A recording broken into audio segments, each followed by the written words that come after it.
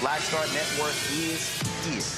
Hold no punches. I'm real revolutionary right now. Support this man, Black Media. He makes sure that our stories are told.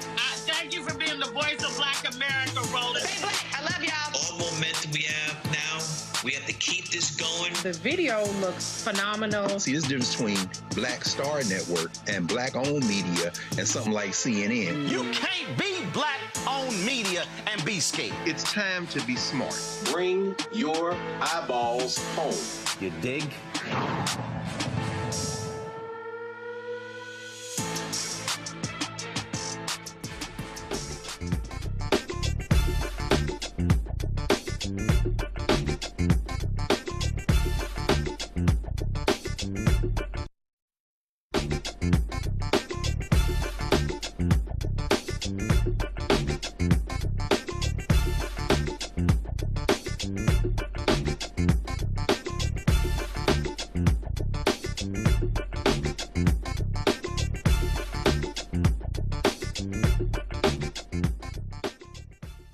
It's Wednesday, April 22nd, 2026, and I'm Candace Kelly, sitting in for Roland. Here's what's coming up on Roland Martin Unfiltered, streaming live on the Black Star Network.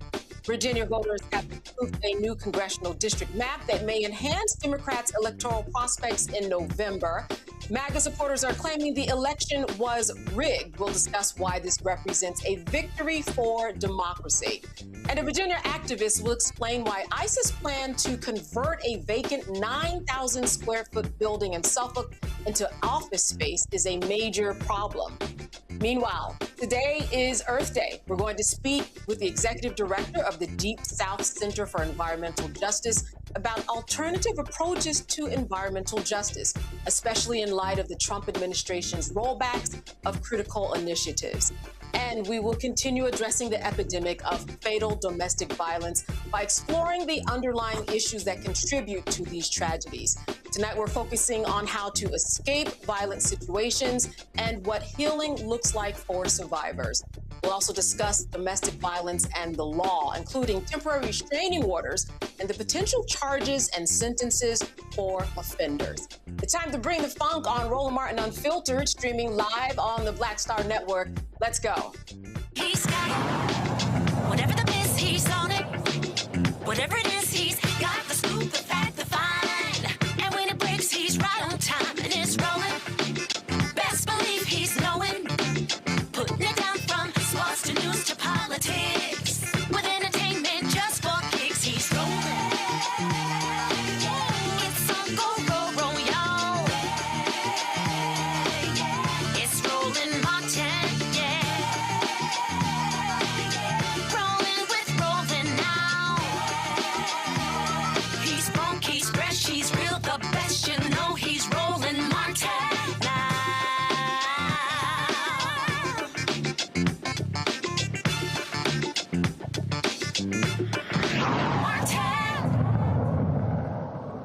All right, Tuesday, Virginia voters approved a map that gives Democrats the chance to net as many as 4 U.S. House seats. The approval means that the lawmakers will temporarily adopt a new map, which is poised to benefit Democrats' national ambitions during the midterm election year. The measure passed with a 51.5% of the vote. Here's what Virginia House Speaker Don Scott and Virginia Senate President pro tempore Louis Lucas had to say about what they are calling a victory. Yesterday was a victory. But for me, this was personal because I remember exactly where this started. I watched what was happening in Texas, Republican legislators blocked by Donald Trump and MAGA extremists trying to rig the system before voters ever had a chance to speak. And I watched those Texas legislators take a stand, even leaving their state to stop that power grab. I stood with them. Because what was happening in Texas wasn't just about Texas, it was about the rest of the country. And I said right then and right there, clearly, if they start this fight, Virginia is going to finish it. We took this question to the people, not behind closed doors, not politicians, to the people. And in a special election, One question, no candidates, millions spent trying to confuse voters. Virginians still showed up in strong numbers with clear purpose, and they voted yes. Now let's be honest, this was not an easy fight. This was a marathon to get to this point. There was a lot of misinformation, a lot of noise, a lot of efforts to confuse communities, especially the black voters and working families, to which I took strong offense, because being a civil rights advocate, I've seen this before. But those same communities showed up anyway. They showed up informed, they showed up focused, and they showed up ready.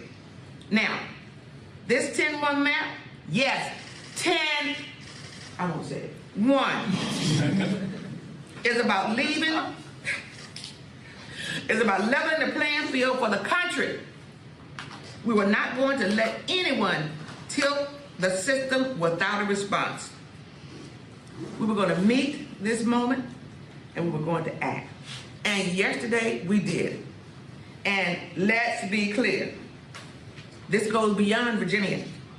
And what started in Texas didn't stay in Texas. And what started here will not stay here either. Virginia sent a message. If you try to rig the system, we fight back. If you try to take power from voters, we will take it right back. I meant it when I said Virginia will finish the fight, and yesterday we did. And I think the motto of Virginia is sic semper tyrannis, thus always the tyrants. I think we changed it last night. I think it's all we do is win, win, win, no matter what. Because we won again. We won in 2025, and we won by a large margin. And then we kicked ass again last night. I think Donald Trump and MAGA is watching us right now. If they didn't know us, they know us now. And you know, I had the pleasure of his former campaign manager, I think his name is Chris Lasavita or something like that. He retweeted me and said, oh, something about Don Scott. And I said, I know you're mad, because we just winning. And so I would be mad too. But you don't send the junior varsity out when you got the varsity on the field. You send out the big players, and he should have came out and played with us. So last night, Virginia lived up to its billing of thus always the tyrants. We stand up. We had enough of Trump's chaos, enough of his power grabs, enough of him sending our girls, our men and women in the military to a stupid war. He said no more stupid wars. Well, he's low IQ. This is a stupid war. We have no idea why he went. We have no idea why when he's leaving. He doesn't know. Every day he tweets out a different reason on what's happening. And every person who's ever been in the military has war gamed the Persian Gulf. And every single time the Iranians shut down the Strait of Hormuz. And now he said, I didn't know they were going to do this. Well, what the hell not? Because every person in the military who's ever studied that area knows this. And so Virginia said, enough. We are a state that has a huge military presence. And we came out yesterday. Now, we know there are going to be folks who said, hey, this was a close election. But I think Virginians chose fairness over fear. They chose truth over the misinformation, and democracy over political gains. And they spent a lot of energy trying to trick black voters. But who showed up? Who made it happen last night? Black voters showed up. Hispanic voters showed up. Communities that Republicans tried to mislead, that they targeted to mislead and suppress, showed up and made their voices heard. And guess what? They not only voted yes, but they voted hell yes. Republicans poured tens of millions of dollars, almost $40 million into this race. Much of it in the final weeks, flooding the airwaves with misinformation, targeting our communities and trying to confuse voters. And they still lost. If you spend that kind of money and lose, that's not a close call. It's a rejection. Everybody's talking about, this was never about the maps or anything like that. This is about standing up to MAGA and Donald Trump. That's what the referendum was on. It was a referendum on, do you want to continue to see your gas prices go up to $4 and $5 a gallon? Do you want to see houses unaffordable? Do you want to get grocery prices over the top? Or do you want to bring some stability back to America? That's what the election was about last night. And it was a rejection of its message. a rejection of MAGA's tactics, and there's a rejection of all of the things they stand for. And by the way, release the damn Epstein files. Woo! They campaigned on fairness, but the moment voters rejected them, moments after they lost last night, the first thing they said is, oh, we don't want fair no more. We want to go court. First thing they do when they can't win an election, now they're trying to undo it, and they're running to the courthouse for a frivolous, politically motivated attempt to overturn the will of the voters. The last thing Republicans want to see in Virginia is a voter. But let me say this clearly. In Virginia, we respect the will of the voters. In Virginia, we don't do kings. In Virginia, the power belongs to the people. Sic semper tyrannis. Last night, Virginia stood up, Virginia fought back, and once again, Virginia led the way for our democracy. And he even threw in the Epstein files. How about that? Well, listen, right now we are joined by Nadine Smith. She is president and CEO of Color of Change. She's here to explain how Black voters played a decisive role in defeating a coordinated billionaire-backed disinformation campaign in Virginia and in approving a redistricting referendum aimed at protecting fair representation. Thank you so much for being with us today. Thank you for having me. This is a phenomenal day. I know Virginians are celebrating, but people all over the country are celebrating because it absolutely was a repudiation of Trump, of the Epstein-Trump war, of the entire cadre of billionaires that surround Trump, profit from him, and thought they could steamroll this disinformation campaign through Virginia. And it has been a beautiful thing to watch Virginians see right through it and show up and shut it down. Yeah, obviously a victory for Democrats, but how do you translate the immediate, tangible power that we will see from this election? What does that look like? Well, I think one of the really important things that everybody's got to tune into right now is the role of disinformation fueled by billionaires who have access to the ability to pour money in, and they believe that that's all it takes. But people were savvy enough to see through those mailers that came to their home, trying to use Klan imagery to trick them into a no vote. And so I think it's not an accident that Donald Trump was telling everybody, telling his closest donors, telling his closest political allies, that if this didn't go his way in Virginia, that they should be shaking in their boots, and they should be, because what it says is our voters are getting much more sophisticated. I don't think of this as a win for Democrats. I think of this as a win for democracy, because we've got to push back against the idea that whoever has the most money, whoever can invest most deeply in misinformation and disinformation, who can pull the kind of dirty tricks we saw when Joe Biden's voice was used for robocalls in 2024, these kind of mailers, they have a flood the zone and shave off a few points here and there mentality that tells them they'll win because they've got the financial muscle to win. But what Virginia showed, and what we're seeing all over the country in these elections that are a harbinger of what's to come, is that voters are seeing through it. They're not falling for it. Now, we should not, be under any illusion, because the kind of disinformation, the kind of deepfake AIs, the kind of dirty tricks that we can expect to suppress the vote, to confuse voters, is only going to escalate. When Steve Bannon tells his billionaire backers, if Democrats win, we're going to prison. All the people in this room are going to prison, starting with me. It's an indication of how much power we have to reset this country, but also an indicator of how desperate they are. And they are desperate and well-financed and willing to do anything to avoid the consequences of their actions come the midterms. So let's take a look at how Trump responded. Here's his reaction. He posted, "A rigged election took place last night in the great Commonwealth of Virginia. All day long, Republicans were winning. The spirit was unbelievable until the very end, when, of course, there was a massive mail-in ballot drop.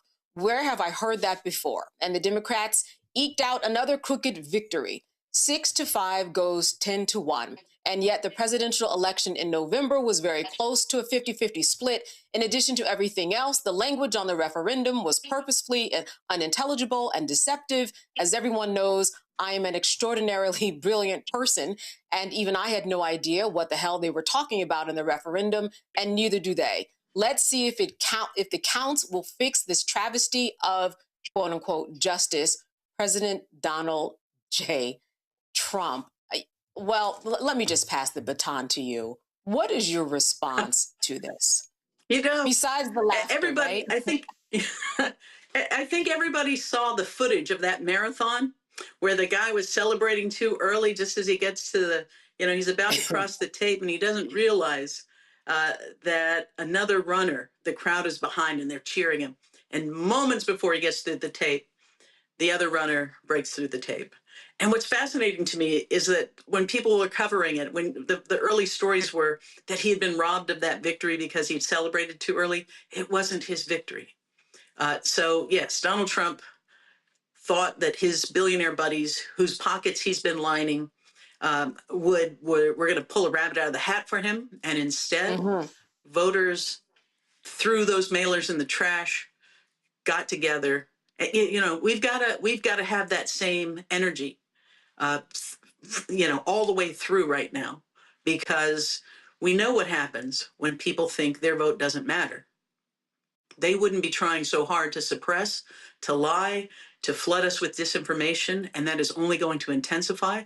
They wouldn't invest that deeply if our votes didn't matter. And so, hats off to the folks in Virginia for, really showing the rest of the country how important it is. In fact, I think we ought to have an ethic in this country that if Peter Thiel or any of these billionaires that surround themselves and line their pockets because of their proximity and get these government contracts because of their proximity to Trump, if they give to a campaign, vote no.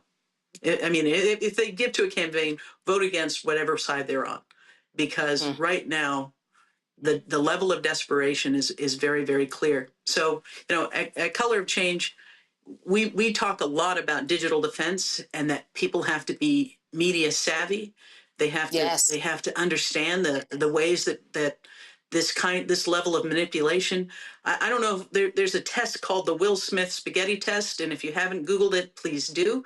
But it's over the years they would do virtual reality or artificial intelligence versions of Will Smith. And the first one, he looks like a character from Minecraft, but the last one, he's having a one-on-one conversation, eating spaghetti. So there's a level of that's happening, but we're also seeing digital blackface. We're seeing them create synthetic profiles that look like they're the Black community and appear to be people in the Black community voicing opinions. It used to be you could just click on and go, oh, that's not a real person. They are backfilling so that it's harder and harder to tell. This is why organizing in community is so important. And we've really got to build up the muscle, because what they have done so far, even the dirty tricks they played in Virginia, are nothing compared to what's coming. Yeah, the AI is moving faster than we could ever imagine. Next week, it will be different. I want to bring in my panel here. We've got Michael Brown. He's the former chair of the DNC Finance Committee. And I'm also joined by Robert Patillo, a civil rights attorney with the Patillo Law Group, LLC. I want to start with you, Robert, a question. So I want to know what's going to be the response to the judicial review of this situation. I think just today, a circuit court judge struck down this, and of course, the AG has already said they're going to appeal. What is the strategy with regards to fighting this through the court system?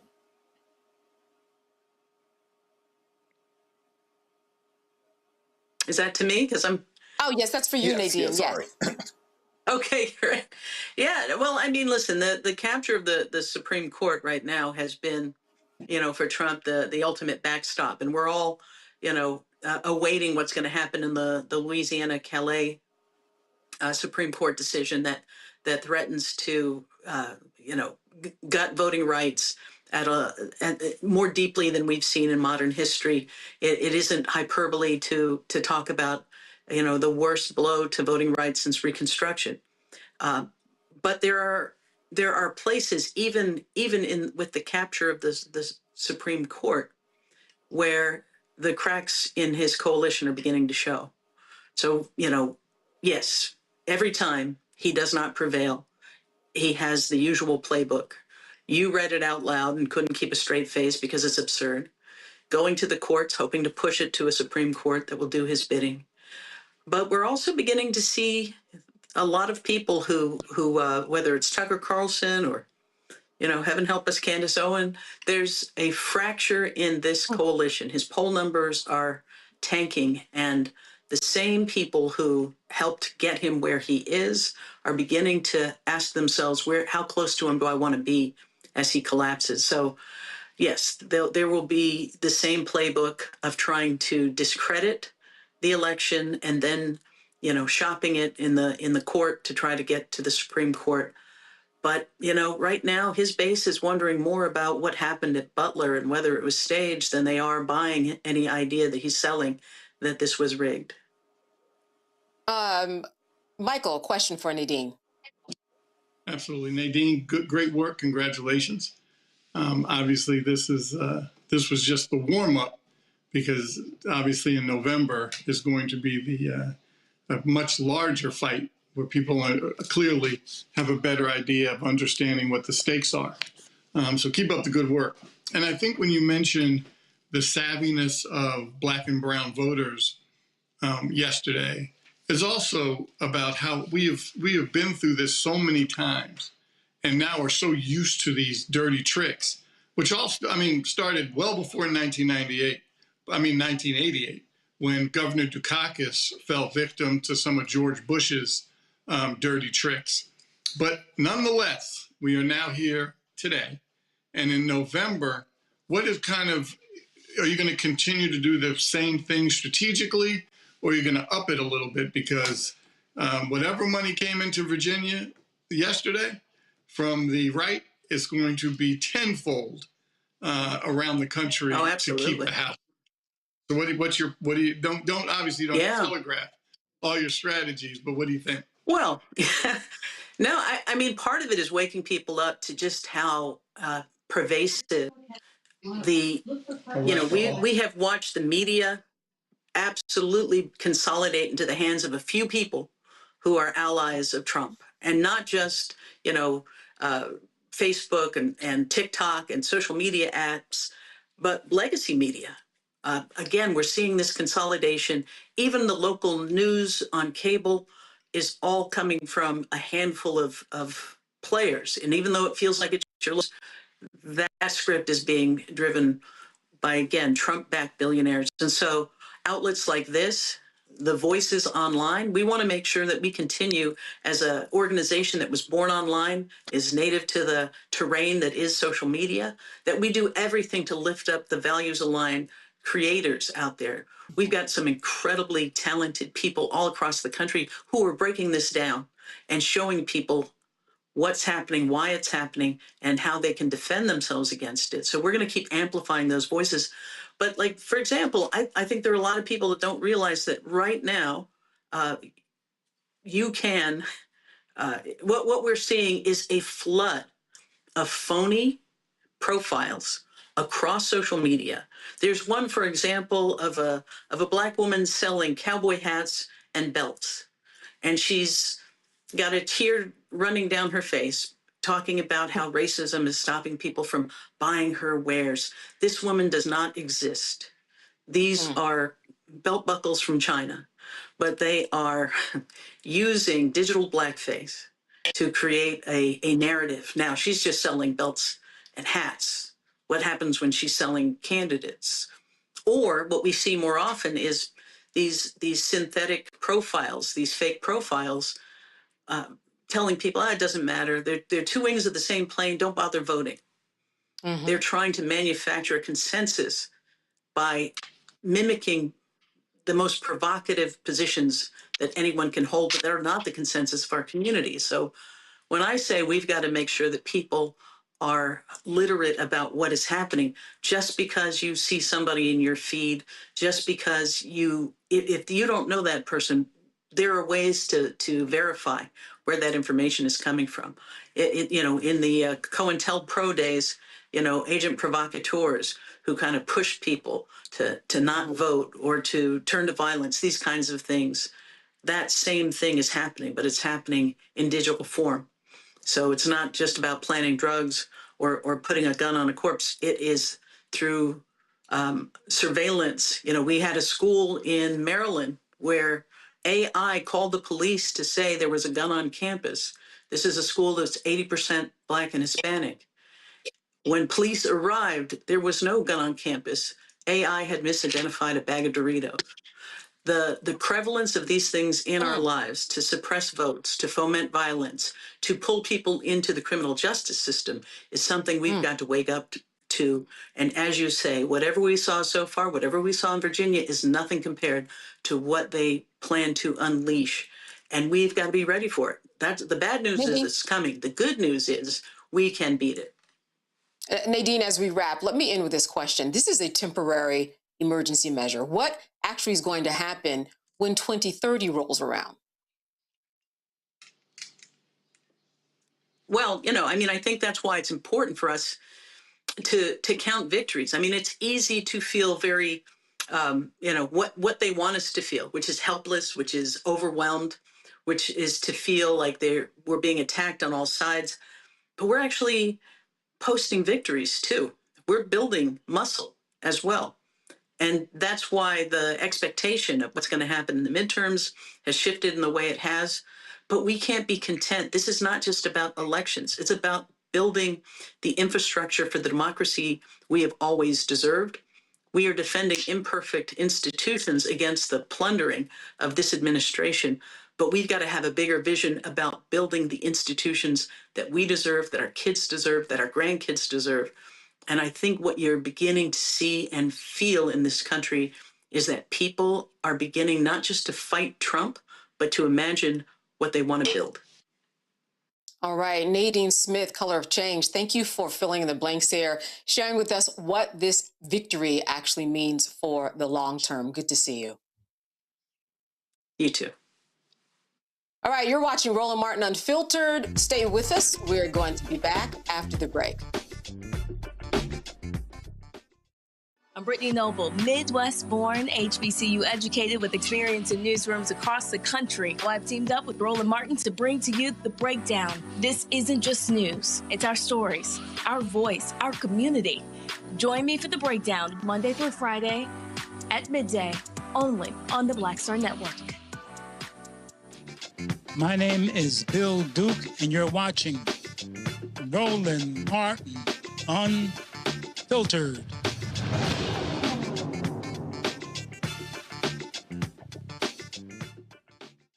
All right, on Thursday, community members, civic leaders, clergy, and civil rights organizations in Suffolk, Virginia will publicly oppose the potential establishment of a U.S. Department of Homeland Security and U.S. Immigration and Customs Enforcement Office in a vacant 9,000 square foot building in the city of Suffolk. Opponents say that the facility is not welcome, and civil rights and community activist Brandon Randleman joins us now to talk about this. Brandon, thank you so much for being with us tonight. Thank you so much for having me. So the word is that this is supposed to be an office, but you do not trust the word. Explain to me what you think is going on and what they are telling you about this 9,000 square foot facility. Well, let me start here. In the Hampton Roads area, we are an area where we have a lot of federal facilities. We have military bases. We have a lot of federal buildings. To give you a perfect example, in downtown Norfolk, there is a office building, 2 office buildings for federal government agencies. So far, there presently right now is a U.S. Attorney's Office, United States Senators' offices, and the FBI has administrative space there. So if ICE was looking for a legitimate office administrative building, why wouldn't you go to where other federal offices already housed that in our region? So they are proposing coming to the suburbs, tucked away in an industrial area. Let's keep in mind, this was an industrial building. It's in an industrial complex to have office administrative space, as they say, 9,000 square feet of office administrative space in Suffolk, Virginia, and the suburbs, far away from the other federal buildings that they already have. So, all right, what is it that you have done in terms of speaking with the contractor, the people who are who actually selling the building, and also what has public sentiment been, and how has that worked or not worked so far? Yeah. So I want to start off by saying the Virginia Pilot is the news agency newspaper that dropped this story. They dropped this story, I believe it was last Tuesday, and immediately as soon as I heard about it, I went before our city council and I asked them what was going on about it, because in the first article, it stated that the city has stated that, well, it's a land use issue. And they also, and then Mr. Garcia stated in the article, who owns the building, he stated that the city stated it was okay because it's a possibility of an administrative building. I went before city council and I told them that if this is a zoning and a land use issue, meaning that if he has a by right to move forward with this because of the current zoning of this, then you have a moral obligation as our elected officials to say, we don't want this. We want to push back against this. It should not be, well, it's just business as usual. Let me be clear. Mr. Garcia owns the building. Mr. Johnny Garcia is of Hispanic descent, and he is the president of the Hispanic Chamber of Commerce in this region. And now he is possibly going to allow ICE to lease this building. Do you think you can make any headway with him? I mean, in that he is a Latino, do you think that that opens the door for more headway? Well, many people have tried to reach out to him. It's hard to find contact information for him. The media has attempted to reach out to him. I have done several local interviews on TV stations. They have always reached out to him before we did the interviews and after we've done the interviews, and he has not said anything. In every interview I've done, I looked at the camera and I stated that I know he's speaking with an official that I know that's locally. He has had conversations with them. I have instructed that local official that they can pass my information along to him, and I have asked them to tell him he can feel free to reach out to me so we can get the community together. I've stated this in interviews. He has not reached out at all. You have to remember, he sat down and did an interview and he says it's just business. That's what he said. It's just business. It's just business as usual for him. All right, I want to bring in our panel. I first want to go to Michael. Michael, you have a question for Brandon. Hey, Brandon, keep up the good work. Thank you. I'm wondering, clearly the council has, or the city itself, has several pieces of ammunition in their ability belt. But the courts can also, Robert can speak better than I can. I'm sure he had better grades in law school than I did. But I'm guarantee that the courts could also get involved with some kind of TRO, the council and or I don't know where the city leadership is on this particular issue. But they certainly have the ability to do something. So I'm glad, Brandon, that you have started to figure out how to fight this. Right. And I will say this, I've spoken with city leadership, and I know many of them personally because I work to help get them elected to the positions that they're in. And they have made it clear to me that they have pushed back against this. We did, one of the city council members assisted me with making sure there was no conditional use permit attached to this building, meaning that if there was a CUP that had been attached to this building 20 or 30 years ago, he therefore would not have had to go to city council. Remember, this is what he's telling, and this is what he's doing. He is telling the city council that this is going to be an administrative office for ICE, 9,000 square feet of administrative office space. Presently, his building is zoned as M2. It's like a mixed use of industrial and office space. It seems to use what his building is currently zoned as to categorize his proposal to lease the building out to ICE for administrative office space. Also, the city has asked him to submit an application under the new proposed individuals that will lease it so that they can determine whether it falls underneath the zoning. But the city stated to me that technically he doesn't have to submit the application.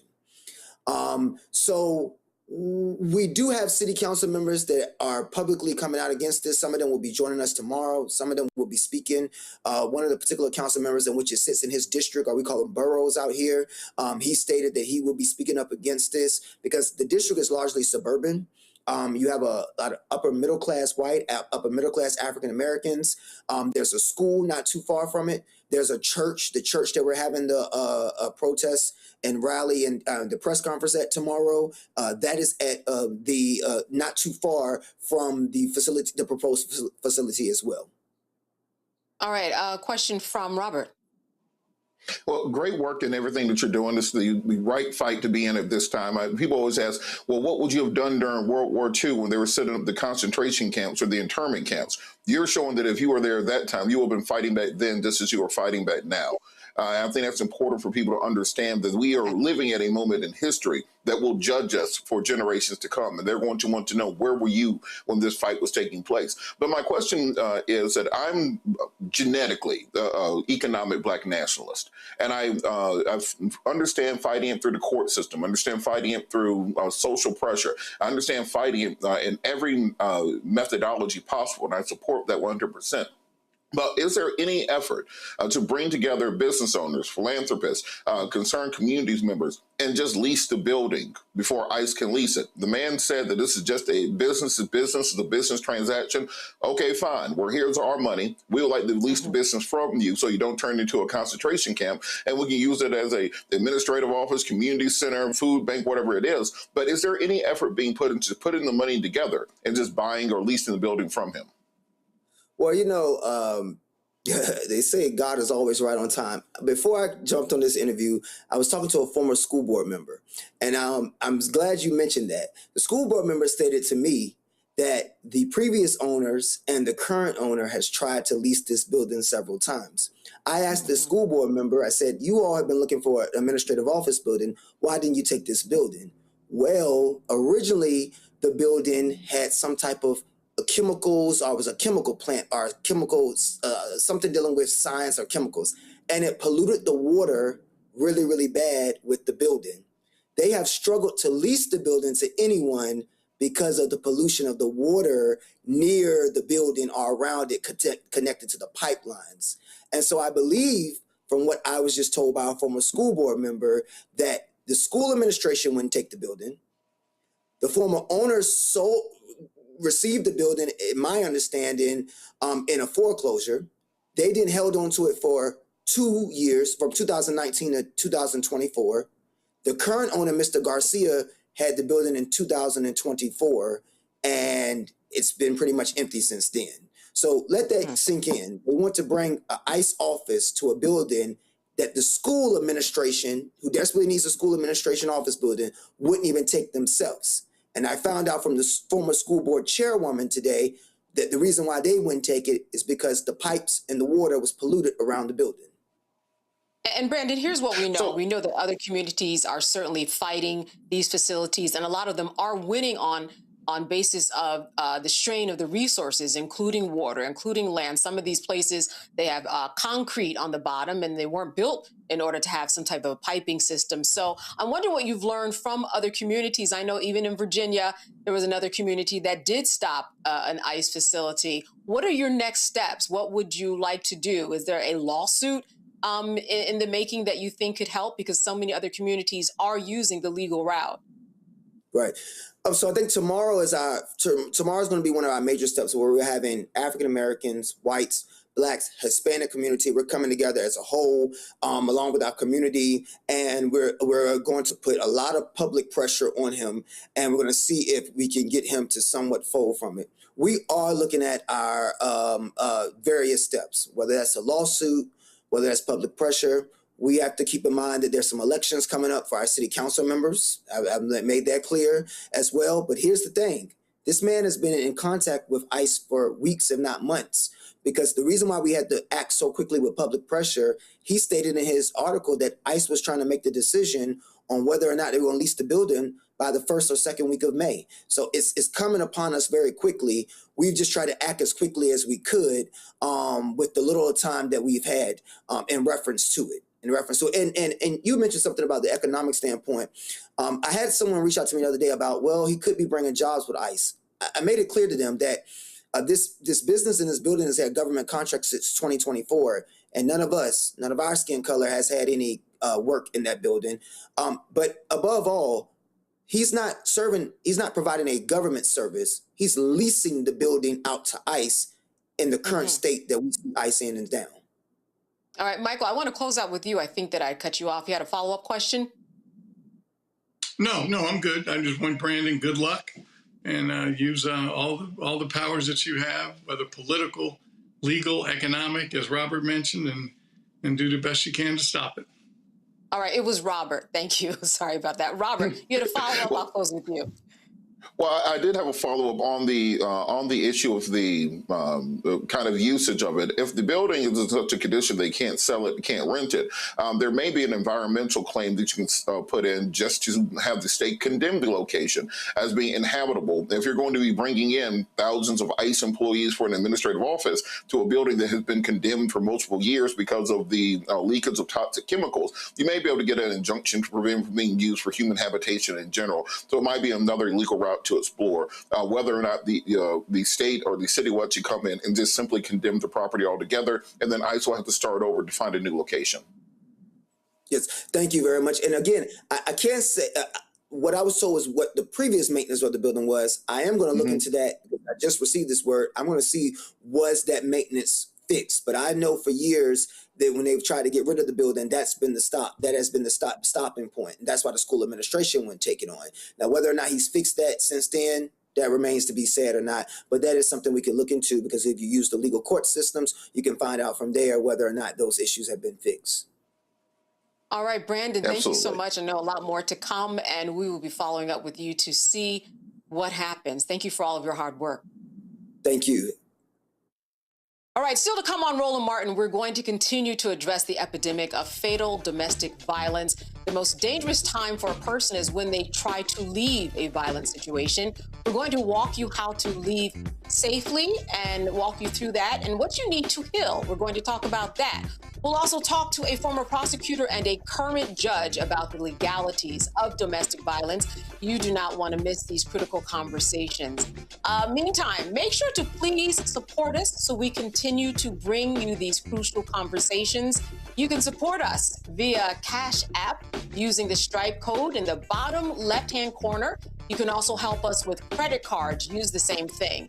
PayPal's R Martin Unfiltered, Venmo's RM Unfiltered, Zelle at RolandSMartin.com. Also at Zelle is Roland at RolandMartinUnfiltered.com. Now, if you're old school, we'll take those checks too. We'll take those money orders payable too.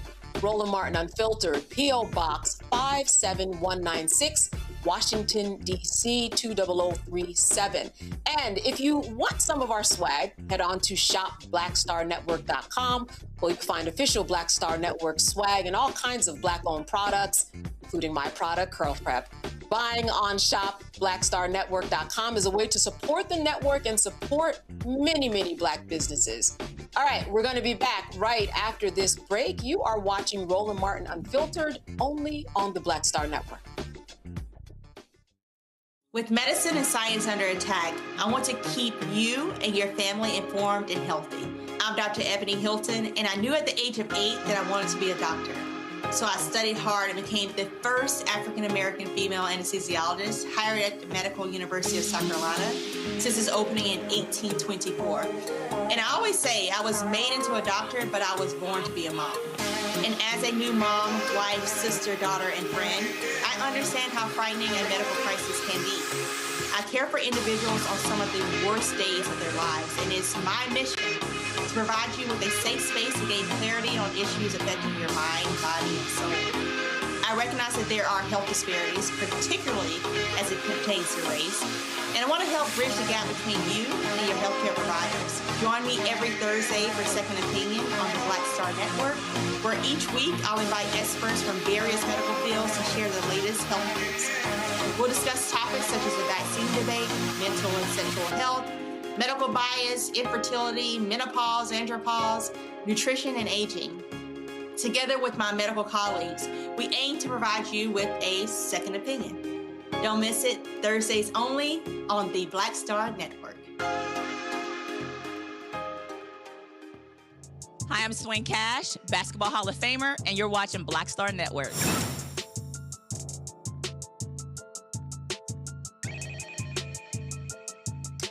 It's time for the headlines with Brittany Noble. Georgia Democratic U.S. Representative David Scott, who was the first black man to chair the U.S. House Agriculture Committee, has passed away after nearly 50 years in elected office. Scott was first elected to the Georgia State Assembly in 1974 and went on to serve for more than 20 years in Congress representing the Atlanta area. Throughout his tenure, he advocated for expanded health care, education, and support for veterans, including legislation to ease student debt for those serving in mental health roles. Congressman David Scott is survived by his wife, 2 daughters, and 2 grandchildren. He was 80 years old. In Louisiana, a former incarcerated man has been sworn in as new clerk of criminal court in New Orleans. Calvin Duncan spent 28 years in prison before being exonerated in 2021 for a murder he did not commit. In November, he was elected to oversee the same criminal court that convicted him. Duncan's victory faced strong opposition from Louisiana's Republican-controlled state legislature, which even considered eliminating the clerk position rather than allowing him to serve. The Detroit City Council has agreed to pay $4 million to settle a lawsuit involving a black man who was wrongfully convicted using false evidence by a former police officer. Levon Hill spent more than 22 years in prison after being convicted of fatally shooting 2 men during a dice game in 2002. He received 2 life sentences. However, the University of Michigan Innocence Clinic later uncovered new evidence and identified 2 eyewitnesses who cleared his name. The review of Hill's case revealed that former police sergeant Walter Bates had pressured a witness to falsely identify Hill as the shooter. Hill was formally exonerated in October of 2024. And rapper Tory Lanez is suing the California Department of Corrections for $100 million following an incident last year in which an inmate stabbed him multiple times. His lawsuit names the prison warden of the California Department of Corrections and approximately 50 correctional officers. On May 12, 2025, he was attacked by a fellow inmate who used a homemade shank to stab him 16 times. The lawsuit questions why no correctional staff was present during the attack and why the response was delayed, leaving him vulnerable to a full assault. As a result of the attack, he suffered 2 collapsed lungs and had to be airlifted to a hospital for treatment. After his recovery, he was transferred to California's Men Colony Prison and is currently serving a 10-year sentence for the shooting of rapper Megan Thee Stallion in the feet, which occurred in December of 2022. Eric Duncan, a former New York City police officer convicted in a deadly use of force case, has been released from prison while he appeals his sentence. The 38-year-old Duran had been serving a 3 to 9 year sentence for manslaughter after he threw a cooler at a fleeing suspect, which led to the suspect's death. He was released from the Elmira Correctional Facility on Monday after a judge granted him a $300,000 bond. His attorney argues that the conviction represents a miscarriage of justice. As a condition of his release, he has to surrender his passport. And a man associated with white supremacist organizations has pleaded guilty to setting a fire that destroyed an office at a historic social justice center for black communities in Tennessee. Reagan Prater was arrested in April of 2025 in connection with the arson at the Highlander Research and Education Center located in Newmarket. The center has hosted notable figures such as Rosa Parks, John Lewis, and even Martin Luther King Jr. In addition to the arson charges, he's also pleaded guilty to attempting to assist the militant group Hezbollah, a foreign terrorist organization, by providing a list of individuals who may be affiliated with the government of Israel. The arrest occurred more than 6 years after the March 2019 fire, which caused a damage exceeding $1.2 million. His sentencing is set for September 9th. That's in Knoxville. President Donald Trump has extended the fragile ceasefire with Iran for more days as the planned peace talks have collapsed. The White House states that the truce will last 3 to 5 days, but only if Iran submits a proposal to restart negotiations. Despite the pause in fighting, tensions still remain high. The U.S. continues to maintain its naval presence in the Strait of Hormuz, a critical global oil route. At the same time, Iran is indicating a potential escalation with reports that its Revolutionary Guard has seized 2 vessels. All right, I just want to talk about the passing of Congressman David Scott out of Georgia. I mean, certainly this was significant. I want to bring in my panelists, Michael Brown and Robert Patillo. You know, what I remember about him specifically was a lot of his work with farming, with agriculture, and the fact that he represented his community and people so well. And when we lose someone like this, we always want to make sure that we acknowledge. I'll start with you, Robert, just in terms of what your thoughts are about his death and what that means in terms of his community and who he served. Well, I think myself, as a both Georgia boy who grew up on an actual farm in Harris County, Georgia, it's been a pleasure of my life working with Congressman Scott over the course of the last couple of decades. In one of my previous roles, executive director of the Rainbow Push Coalition Peachtree Street Project, I headed up the Black Farmer Initiative for Reverend Jesse Jackson, who also passed recently. And one of the things that we worked on, particularly with then Chairman Scott as well as Secretary Vilsack, was to secure funding for African-American farmers. This was then held up, of course, by Stephen Miller and conservative groups, et cetera, that ensured that that money never actually got to those farmers. But people need to understand that our Black farmers, our ranchers, our agricultural producers are the lifeblood of our community. You cannot be a community if you cannot feed yourself. There's no group on earth that depends on another group for their sustenance that can truly call themselves independent. The example that he actually spoke to me about at one point in time was, if you look at the Palestinians in Gaza who have to depend on the Israelis for their food, you see that keeps them in a constant point of subjugation in those communities. So it's crucial for us to understand not just the work that he did, because the work on the Agricultural Committee is not the glamorous work that you'll see on Ways and Means. It's not the television hearings that you'll see when it comes to foreign affairs or intelligence.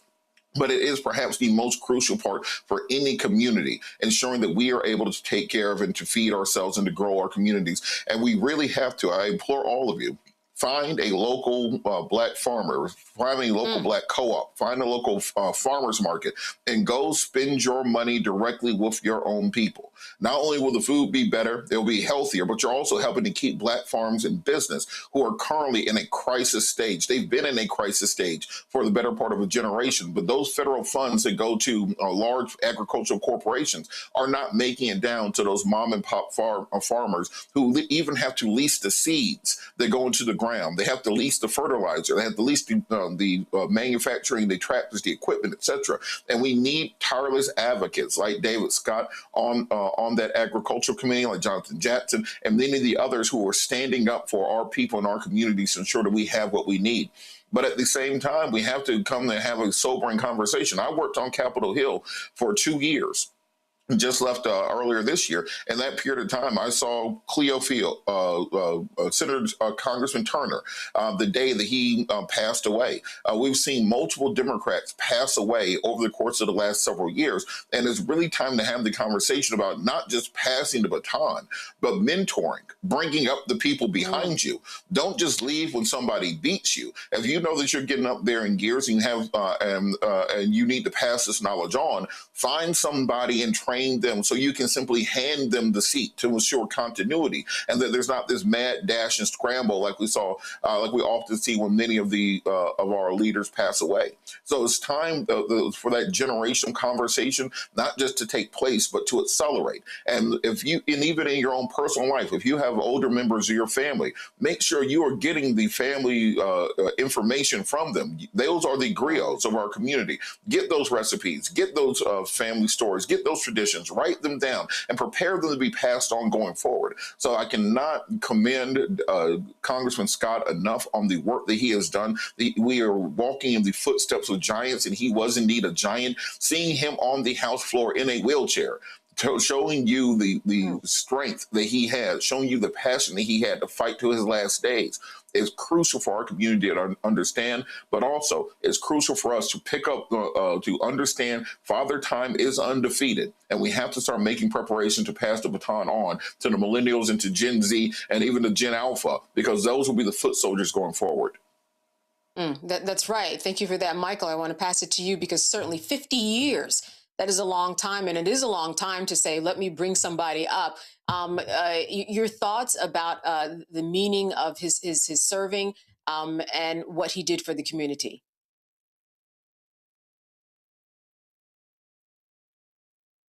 Okay, Michael, I think you're muted.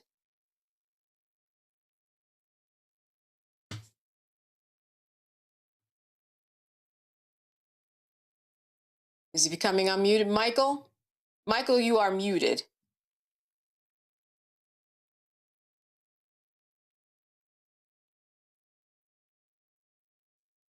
All right. Listen, stay with us. We'll be back after the break. See you on the other side.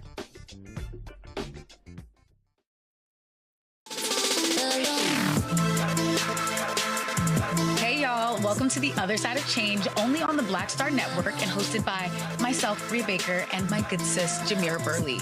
We are just two millennial women tackling everything at the intersection of politics, gender, and pop culture.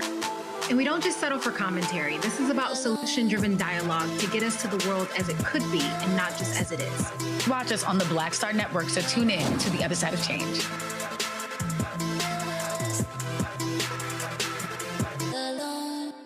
With medicine and science under attack, I want to keep you and your family informed and healthy. I'm Dr. Ebony Hilton, and I knew at the age of 8 that I wanted to be a doctor. So I studied hard and became the first African-American female anesthesiologist hired at the Medical University of South Carolina since its opening in 1824. And I always say I was made into a doctor, but I was born to be a mom. And as a new mom, wife, sister, daughter, and friend, I understand how frightening a medical crisis can be. I care for individuals on some of the worst days of their lives, and it's my mission to provide you with a safe space to gain clarity on issues affecting your mind, body, and soul. I recognize that there are health disparities, particularly as it pertains to race, and I want to help bridge the gap between you and your healthcare providers. Join me every Thursday for Second Opinion on the Black Star Network, where each week I'll invite experts from various medical fields to share the latest health news. We'll discuss topics such as the vaccine debate, mental and sexual health, medical bias, infertility, menopause, andropause, nutrition, and aging. Together with my medical colleagues, we aim to provide you with a second opinion. Don't miss it, Thursdays only on the Black Star Network. Hey everybody, I'm T.D. Jakes, and I want to encourage you to watch Roland Martin Unfiltered. It'll blow your mind.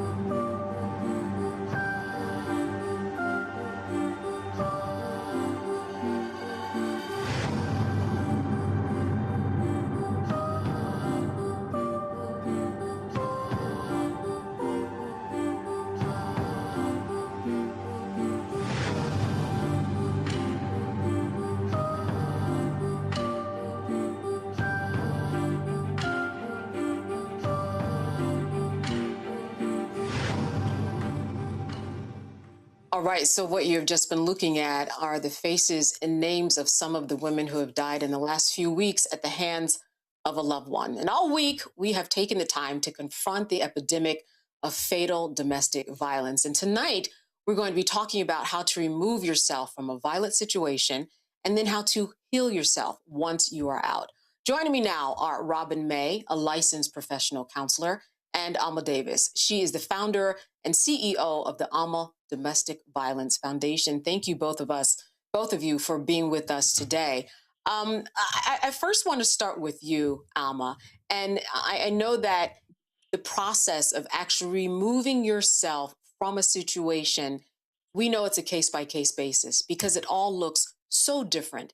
But based upon your experience, are there some same through lines with the cases that you've dealt with and what you know about the best way to get out?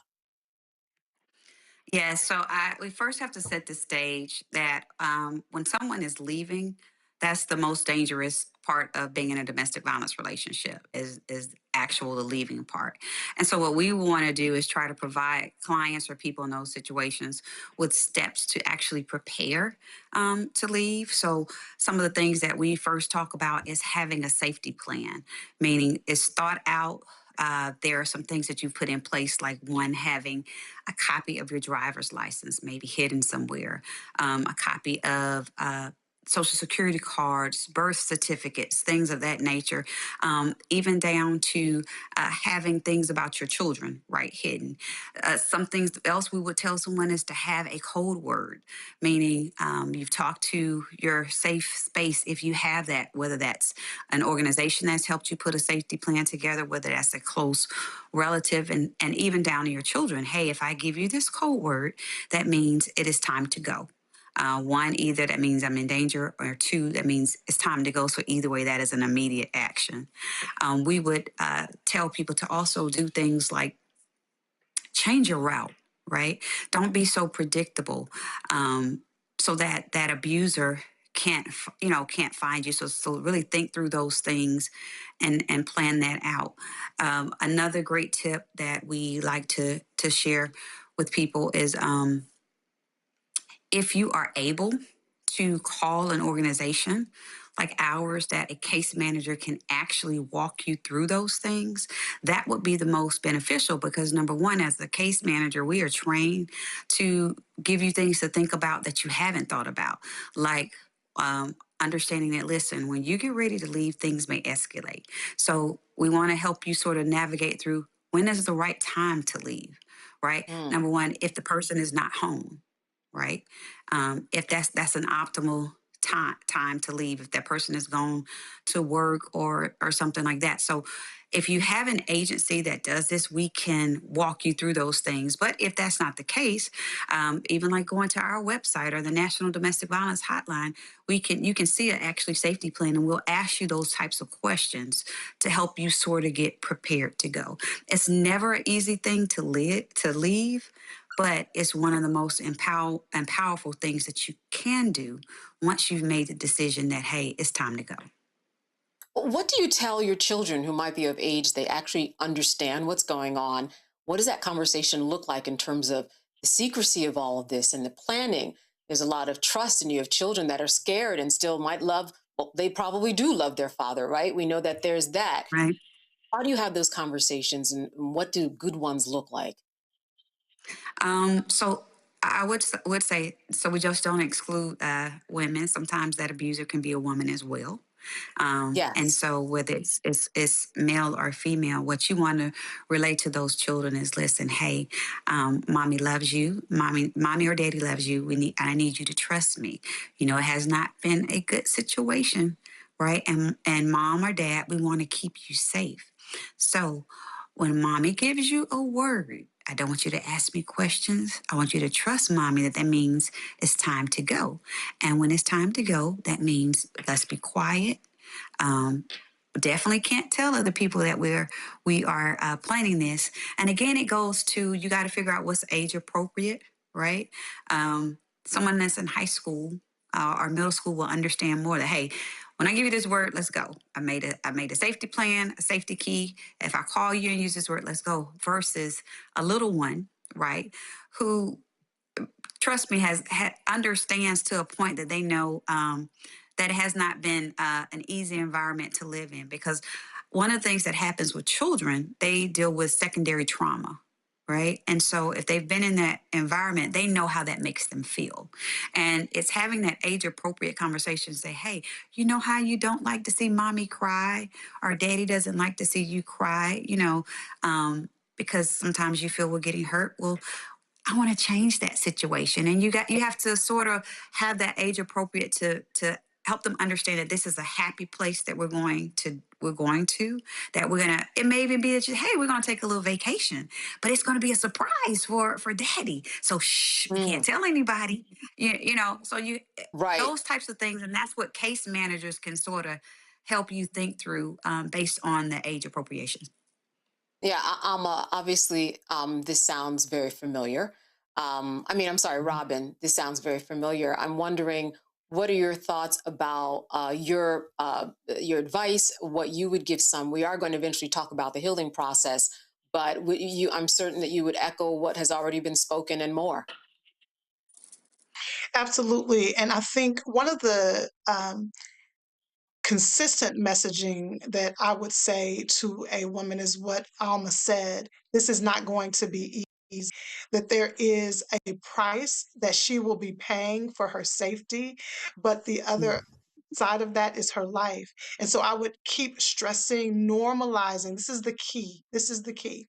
Normalizing that the distress she's feeling, the angst that she's feeling, the fear that she's feeling, that's absolutely normal, and that's a part of the process. The other dynamic I would say in the middle of a woman choosing safety is what Alma said, of course, having a safety word or a safety plan, but also having at least one additional person who is aware of the plan, one person that even if it has to be somebody out of town, at least one other person who is aware, so that you're not navigating it alone.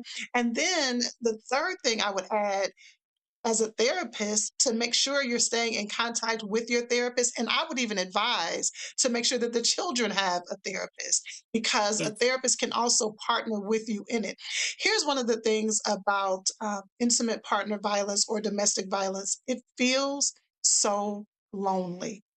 It feels so lonely. But the truth is, there are so many people who are just waiting. In my world, I call it waiting on ready. They're waiting to support you. And so if there's someone, if there's someone watching this right now, it feels so lonely. But I promise there are a team of people who want to rally around you. I heard you. You can chime in. Yeah, I think she is spot on. And when she talks about that team of people, it's important to help people understand that when we are getting you prepared, right, there are also some other things that you probably have not even thought about, like your animal. A lot of times people don't want to leave a domestic violence situation because of that pet, because what goes hand in hand with domestic violence is a lot of times the pets are abused. But if you reach out to an organization like ours or Partnership Against Domestic Violence, we can help you because we have contacts with shelters that will keep your animal for up to 3 months at no cost to make sure you are safe.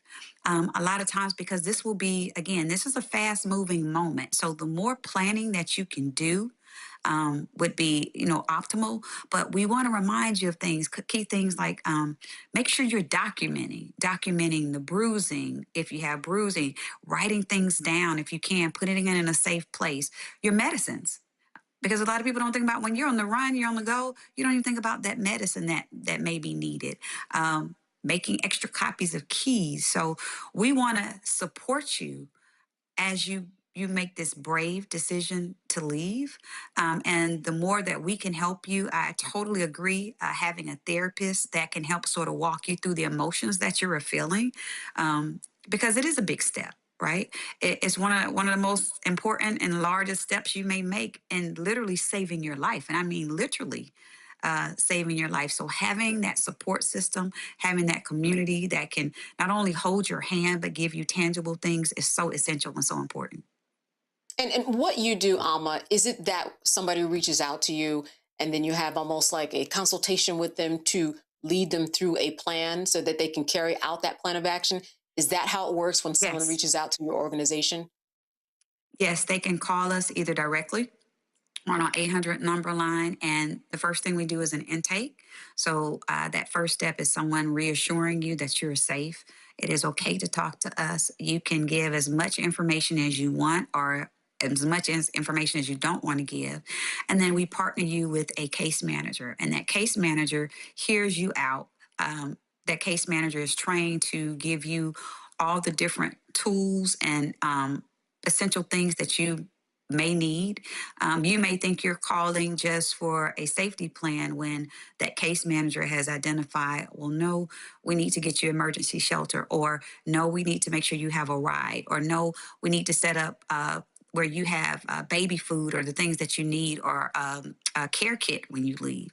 So yes, those are the steps that we take. We will match you with that case manager. We hold your hand all the way through the process. We don't just give you a phone number to call if there is someone that is not in our area, because we service all over the United States. We will find that close partner that will walk you through, and then we're going to continue to check in on you. Whether we've partnered you with someone else, whether we do a 30-day check-in, we do a 60-day, and then we continue to identify, we involve you in your case planning, right? What do you need to make you successful? If that's housing, if that's you need a job, what are those things? If that's therapy, we do have licensed therapists on staff. We even have a legal department, legal advocates that will help you with filing a TPO. We go to court with you, right? Making sure that you know that you are not alone in this process. And by TPO, you mean temporary protective order. Temporary protective order, yes. I'm sorry. Yes. Yeah, I think what's interesting in a lot of women that I speak to, that they don't know the time that it does take. It doesn't happen overnight. You do have to plan quite a bit, Robin, in terms of getting it together so that something doesn't go awry. You might have to save money. You might have to make sure that things are in order. And you just have to kind of get it all together in order to make a strategic plan. You might have to do a little bit of acting in the meantime, but take the time to get the plan right. Absolutely. I love that you even said giving women the grace to know that it might take them first time to build up. I'm so careful to say courage, because that can imply that someone who stays isn't being courageous, but that's the best way for us to frame it. Let's say this, an additional level of courage, that it might take time to build that up. And then also, as you just indicated, if you have to play the game to get through, do that as you're making the plan. Remember, you don't have to, or you don't need to announce what your decision is. And if you have to play nice over that period of time, play nice. And also, another indicator, another aspect of this that I think is important for us to consider is that even if it has not gotten to the level of physical violence, if you are seeing behavior that is controlling, if you're seeing anger that's getting out of control, if you are seeing raised voices, if you're feeling isolated, those are warning signs as well. So we don't want to minimize even the non-violent abuse that can take place. Yeah, exactly. And often that nonviolent abuse, I mean, it can be done in front of people. You don't even recognize it, and it's still just as impactful when someone's demeaning you out in public, or using finances to control you, or your kids to, make you look like a bad mother or father. We are going to talk later this evening with someone else about the legal component of it. We know that that's another layer. Another layer of this is on the other side in terms of getting out. Now you are outside of a domestic violent relationship, and the healing needs to begin in some way. I want to start with you, Robin, by just asking you, what does the beginning of that healing process look like? Because I find that a lot of women, they certainly don't think that their instinct skills are sharpened enough. They're normally on hyper, vigilant, kind of looking at everybody, that everybody might be a threat. And so their whole nervous system is kind of reacting differently because of what they have just come from. How does that healing begin? You know, it's interesting. I'm so glad that you said the word nervous system, because once a woman has navigated the pain and the trauma, because we need to call it what it is, the pain and the trauma of domestic abuse, it literally changes how your nervous system functions. I'm sure most of the viewers have heard of the term Maslow's hierarchy of need. Often, when I'm working with a woman who is rebounding after any type of traumatic romantic relationship, I often point to that because a lot of people learned about that in Psychology 101 in high school. But Maslow's hierarchy of need talks about the stages to self actualization, feeling good about yourself. And that's a great place to start post leaving a violent situation. When we think about that, it is, first of all, your safety, just your basic physiological needs. Are those in place? And then your physical safety, your financial safety. And then we can start looking at love and belonging and esteem and building yourself up. And that takes time, because often after you have been in a domestic situation, any little thing, your trauma response is heightened.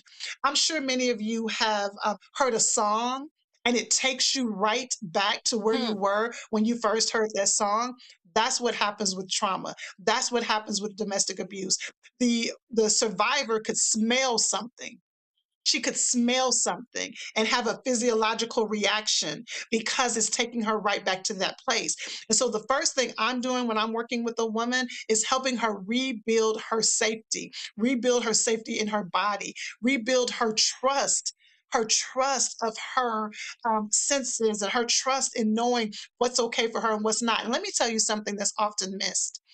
I'm also helping that woman, watch this, because when a woman comes to me after being in a traumatic situation, she often second guesses her own decisions. And what often happens unintentionally, she will latch on to the next person that feels safe, even if it's her therapist. And so, what I am often doing is slowly helping that woman rebuild her trust in her own decision making, rebuild her trust to be able to say, I don't want this. I do want that. I want to go here. I don't want to go there. Giving her practice in owning her choices is a huge part of the process. And then I want to share this because it has worked really powerful with a lot of the women that I work with. I encourage women to start envisioning, visualizing exposure therapy to the woman they want to be. Who is the woman that you want to be? What does whole look like to you? What does healing look like to you? And what would that woman do? Watch this, that you are not doing. When I tell you that exercise, it gives me chills every time I watch a woman do it. Who is the woman that you want? What does whole look like? What does a healed version of you look like? And how can we start practicing that version of you until you believe it? So I want to give you an example. The woman might tell me, well, I always wanted to go back to school, and he told me I couldn't go back to school. The topic. Let's just start looking at YouTube. Start looking at YouTube videos on that topic. When you come back to session, tell me something new that you discovered on that subject that you want to learn about. Because I want you to start embodying the woman that you want to be. Here's the thing, the only way through is to go through. And that means going through the difficult portion of releasing what occurred and becoming who you want to be. Right, because these situations, they can change your whole personality to an outsider looking in. You really shift to another person because you're always in defense. I do want to talk about the healing process, but then what does that look like when you are co-parenting? That is exceptionally difficult. And from the both of you, I wanted to know, how do you co-parent with this person if they don't go behind bars and maybe they go through an anger management course, but they still are allowed to see the children? I want to start with you, Alma, and then we'll go to you, Robin.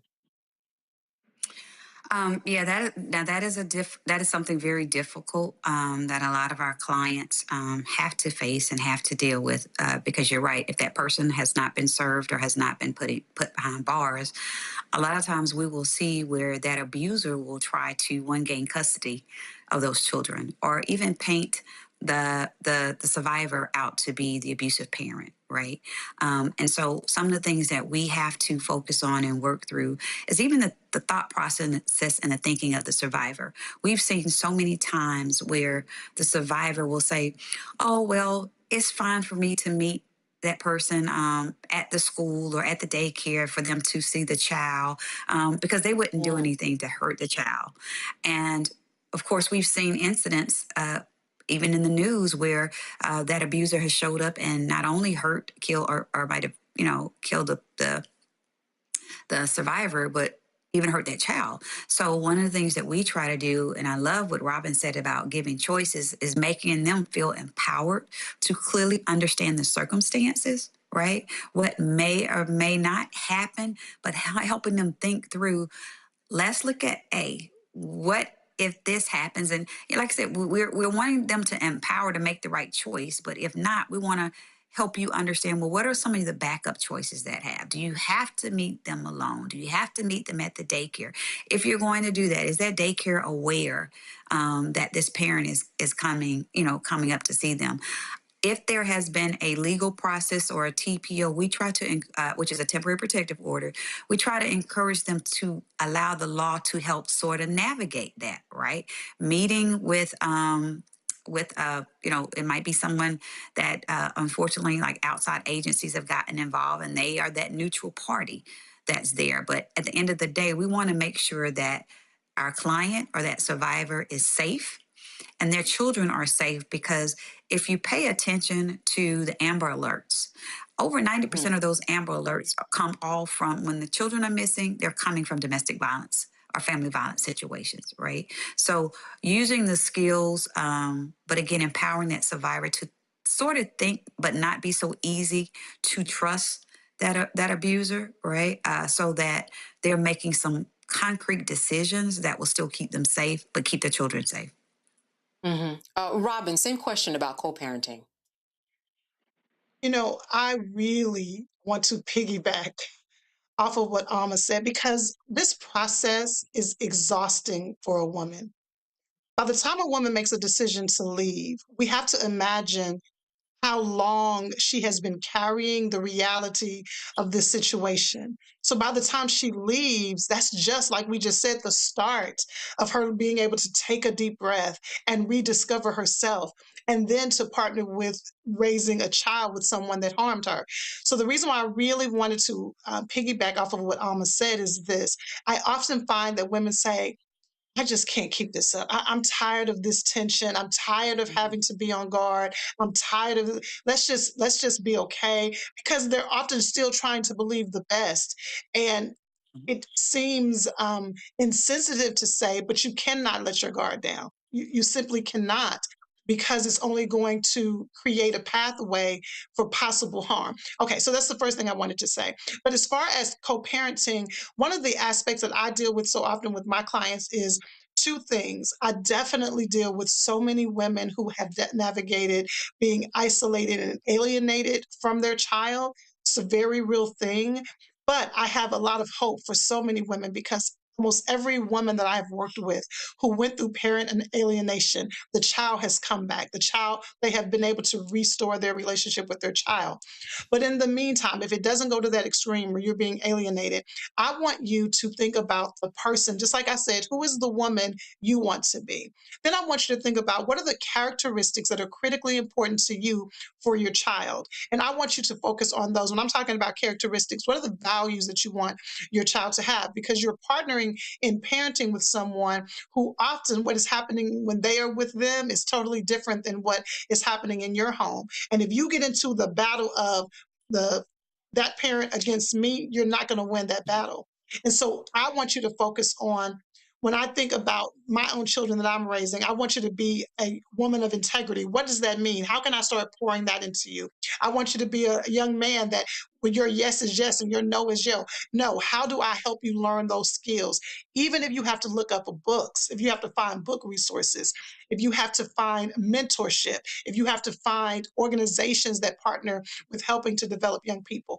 And here I go again, but I am telling you, put the child in counseling. Make sure that the child is in counseling as well, because the counselor can also, number one, help that child navigate their emotions, but number two is a safety for you. If the child is reporting any concerns, that therapist now has an ethical and legal obligation that's outside of you. So put the child in therapy. And then third, be willing to go to therapy with them as well. I think those several things. Number one, keeping your guard up, recognizing, I know it's exhausting, I know it is tiring, but when you let your guard down, you're very likely putting yourself back in a danger zone.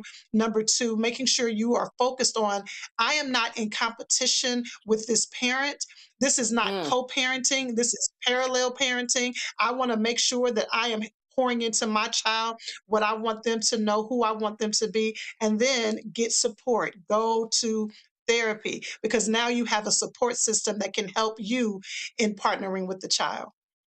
All right, so we have a couple of minutes, and so I want to each of you give you 1 minute on this question, because I see this happen a lot with women too. They don't know what to do with their social circles. You know, I've seen women detach from everything, their church, his side of the family, everything, and that worked out. And I've seen other people try to stay with the same church that, you know, he might go to, or vice versa, if it's a man being abused, or try to still keep the same circle of friends and share. But it is very difficult. And I am wondering, what is your advice? I will start with you first, Alma, and then I will end with you, Robin, about how to navigate, because you lose that social currency. What do you do there? So I'll say twofold. One, we do a lot of times let clients know when you are escaping, unfortunately, you will have to separate. It may be temporary, but we got to focus in on you and getting you to safety. Because a lot of times you have that abuser's parent reaching out, wanting to get reconnected, but they're actually reaching out for that abuser, wanting to find out where you are. If you have turned your location off, which we advise you to do on all your devices, they're trying to find all of those friends or those networks to find where that survivor is, because they are used to controlling that person, whether it's through church members, whether it's through your work. We've seen abusers show up at people's friend's house looking for that client. So it's important to help them in the reality know you may have to separate yourself for your safety and for your child's safety. I would say that we have worked with several churches that have a safe network that they know that, hey, if they have a parishioner or someone that is coming to them saying, I'm in this domestic violence relationship, and they reach out to us, and that abuser goes to the church as well. We have worked with some phenomenal churches that have stepped in and told the abuser, I'm sorry, but you're no longer allowed to worship. It may be worship at the same time as the client is. Things like that, because you don't want to, stop them because they need healing as well, right? But it's strategic to make sure that we are not putting that client in harm's way. It may be that that client exits out a back door, but it's the proactive things that we do along as a partnership with the churches. But again, for helping that client find a safe person, right? Because it is lonely. It is alienating. But just thinking through, what does that safety look like for you? Again, it may be temporary, it may be long-term, but at the end of the day, we're trying to keep you and your children safe. All right, Robin, the last 60 minutes is yours. 60 seconds, actually. What I would say, 60 seconds, yes. What I would say is that I want you to take a deep breath and recognize that this is going to be a grieving process. There's going to be grief connected to this. There will be loss connected to this. But here's a way that I try to frame it. If you are leaving a violent relationship, and anybody who continues to be in relationship with someone who is violently harming you, that's not anybody you need to be in relationship with anyway. If you frame it in that way, if you recognize anybody who is willing to keep you connected to somebody that was harming you isn't who you need to be in relationship with anyway. And so it is a grieving process. There is no way that we can get around it. There will be loss. There will be relationships that are lost, but the hope is that there will be healthy relationships you will be able to establish. So while you go through the grieving process, you can see a light at the end of the tunnel. There will be relationships that are healthy, that are whole, and that are healing for you. All right, Alma Davis and Robin May, I want to thank you so much. Amazing advice. If you know, I'm over here taking notes mentally, and I'm sure that other people out there are doing the same thing. Thank you so much for the information that will, I'm sure, guide someone to a safer reality. Good to have you. Thank you. All right, and when we come back, we are going to go into the justice system, look into the legalities. What happens when you, as a victim of domestic violence, goes and tries to deal with the law? What is a temporary restraining order? Does it really work? All right, stay with us. We're going to have some more excellent advice when we come back.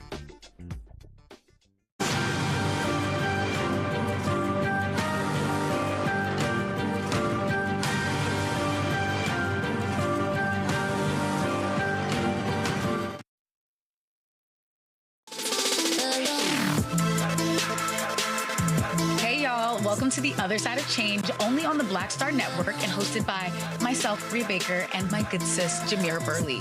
We are just two millennial women tackling everything at the intersection of politics, gender, and pop culture. And we don't just settle for commentary. This is about solution-driven dialogue to get us to the world as it could be and not just as it is. Watch us on the Black Star Network, so tune in to The Other Side of Change.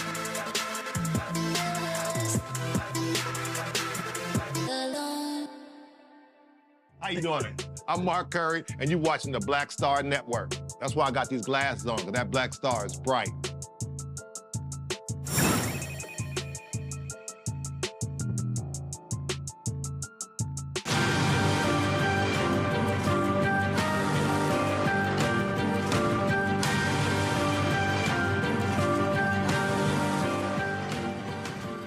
All right, we just talked to Alma and Robin about removing yourself from a violent situation and the process of healing, beginning to heal.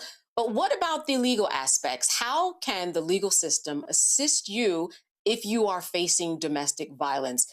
How helpful are temporary restraining orders? I know a lot of people have that question. Well, joining us now are Marilyn Mosby, the former state's attorney for Baltimore, and Vonda Bailey, the presiding judge of the 255th District Court in Dallas County, Texas. Thank you so much for being with us today, both of you. Thank you for having us. Yeah, absolutely. Listen, Marilyn, I wanted to begin with you because I know that you have seen a lot.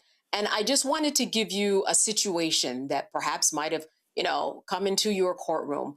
What is it that you would say to someone who might be going through a situation where there is job loss, where there is divorce, where there are kids that are in this situation, all of those kind of common elements that I'm seeing in terms of some of these headlines? When you get that into a courtroom, what happens to all of those facts? How is it parsed and dealt with when you enter into a courtroom? And what does the justice system actually, what can it do for you? So I think it's really, really important to understand that domestic violence is not just limited to the obvious sort of visible physical assaults, right? There are many sort of incidents that can and often do warrant criminal charges, even when there are no obvious sort of injuries. This includes threats of violence, stalking, harassment, strangulation attempts, destruction of property.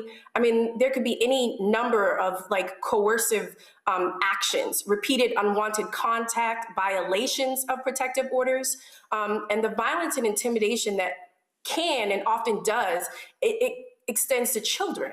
So when we think about, those things that go beyond the visible sort of injuries, you can even have technology facilitated sort of abuse, such as tracking someone, hacking accounts, distributing private images, which often crosses that line into sort of criminal behavior.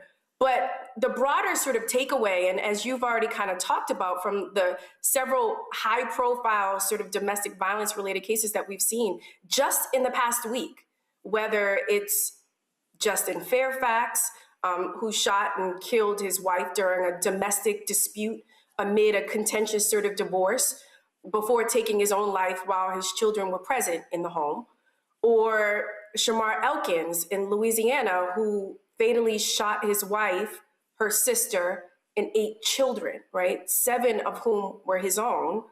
To just 2 days ago, you had the singer David, who was charged with an alleged murder of a 14-year-old girl, right? Like the broader sort of pattern that I saw and that we see all across the country in the courtrooms is that these triggering sort of life events, like a divorce, like a separation, custody disputes, prior threats, and as we already kind of discussed, coercive control and firearms on top of that, right?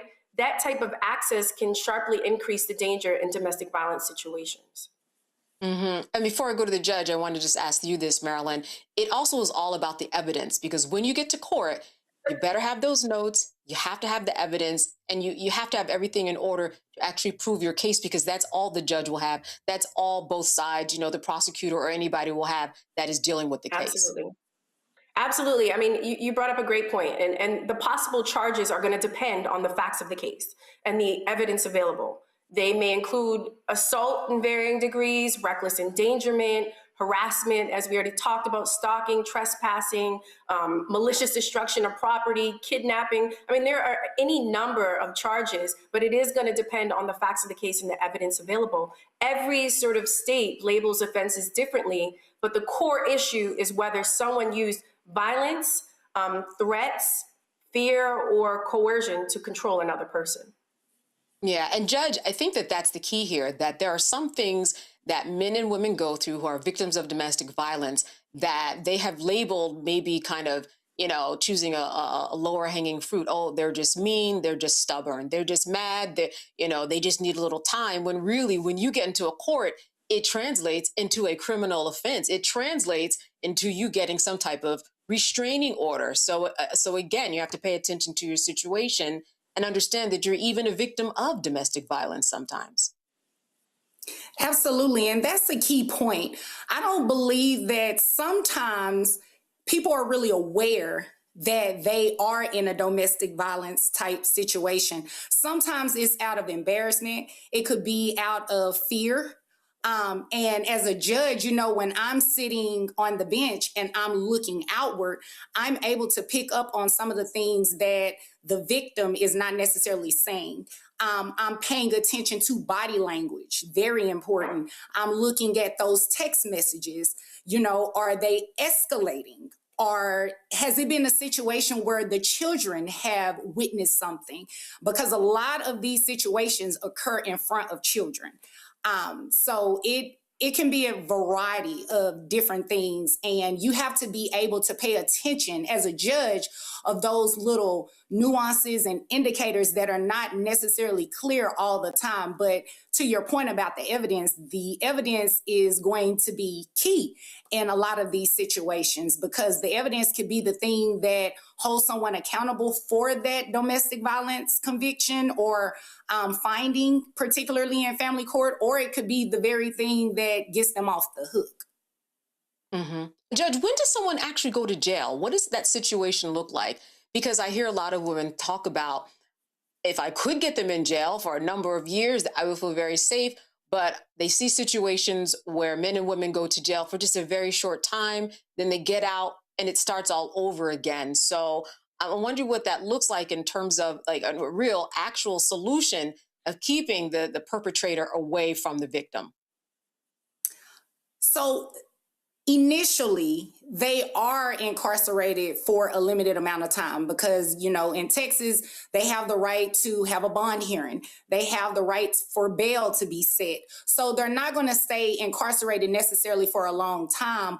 on a situation involving domestic violence. Now, if you're talking about someone going to prison for a certain amount of years, those are usually in your more extreme cases, and they're not necessarily going to prison on their first time, because depending on the offense itself, something like aggravated assault with a deadly weapon, if the perpetrator does not have a criminal history, they may be probation eligible, which means that they'll be right back in the community, able to offend. That does not mean that they're not going to reoffend, but they're out there back in the community again. It really just depends on the circumstances. Usually, from my experiences as a probation officer previously, those situations where people were incarcerated for a long length of time were the more severe situations of domestic violence, you know, like the attempted murders or actual murder, an aggravated assault with a deadly weapon, which could be like a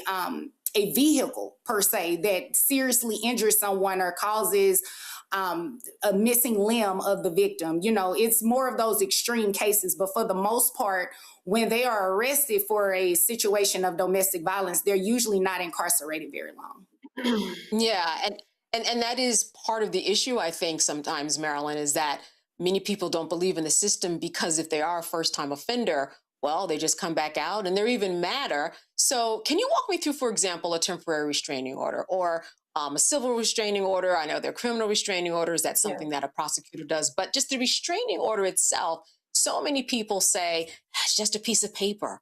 What is that going to do for me? How does that translate for you in terms of, well, maybe it does do something, or would you say otherwise, that there has to be other things in place? So temporary restraining orders are often called TROs or temporary protective orders. Again, it's going to depend on the jurisdiction in the state. They're often civil court tools designed to create immediate sort of safety, okay? So they can order an abuser to have no contact. They stay away from the home or the workplace, surrender firearms, vacate a shared residence in some circumstances, and stop harassment. They can be highly effective when enforced promptly and taken seriously by the courts and law enforcement. But they are not, as you've already indicated, a magic sort of shield. A piece of paper alone does not stop an abuser determined to inflict violence, which is why safety planning, law enforcement response, and community support are extremely critical. Right? It is extremely important to, and I don't want to diminish the importance of these temporary protective orders. It's extremely important to file one when someone feels unsafe or there is a pattern of escalating abuse. Filing for a temporary restraining order or a protective order creates a legal record that can then trigger the court protections that the judge was just referencing, right? It may become important evidence later if criminal charges are pursued. It can help with custody, it can help with housing stability, and even access to sort of services. So making that and creating that legal record is critical. So when do you actually call the police? Now, we know people are often hesitant to call the police to their homes because, well, I mean, one, they're embarrassed. Number two, they don't want something to happen to their loved one if something goes awry once you let a police officer into your home. But Judge, can you take me from when a police officer you think should be called, and then what happens in terms of going from there and then having your day in court? My recommendation would always be to call the police at the onset, right? Because you don't want a situation that turns into a simple argument to escalate into something else. Now, don't anyone out there misquote me and say that Judge Bailey said if I'm getting into an argument, call the police. That's not what I'm saying. However, when there has been a history or a pattern of domestic violence, and you have been in this situation before, and you notice those signs, and you can tell that the situation is escalating, it may not be a bad idea at that point to have law enforcement intervention. So they can go ahead and create their record. If someone needs to leave the home, they can leave the home. If there are children that are present in the home, someone needs to leave with the children or need to have a plan where someone picks up the children. It's just, that's literally how it starts, right? Now, when you're talking about arresting someone, there are a number of things that the victim can do. Automatically, the victim can pursue what's called a magistrate protective order, which it takes place in our what are called justice of the peace courts here in Texas. You can get one of those protective orders, and they are good for 60 days.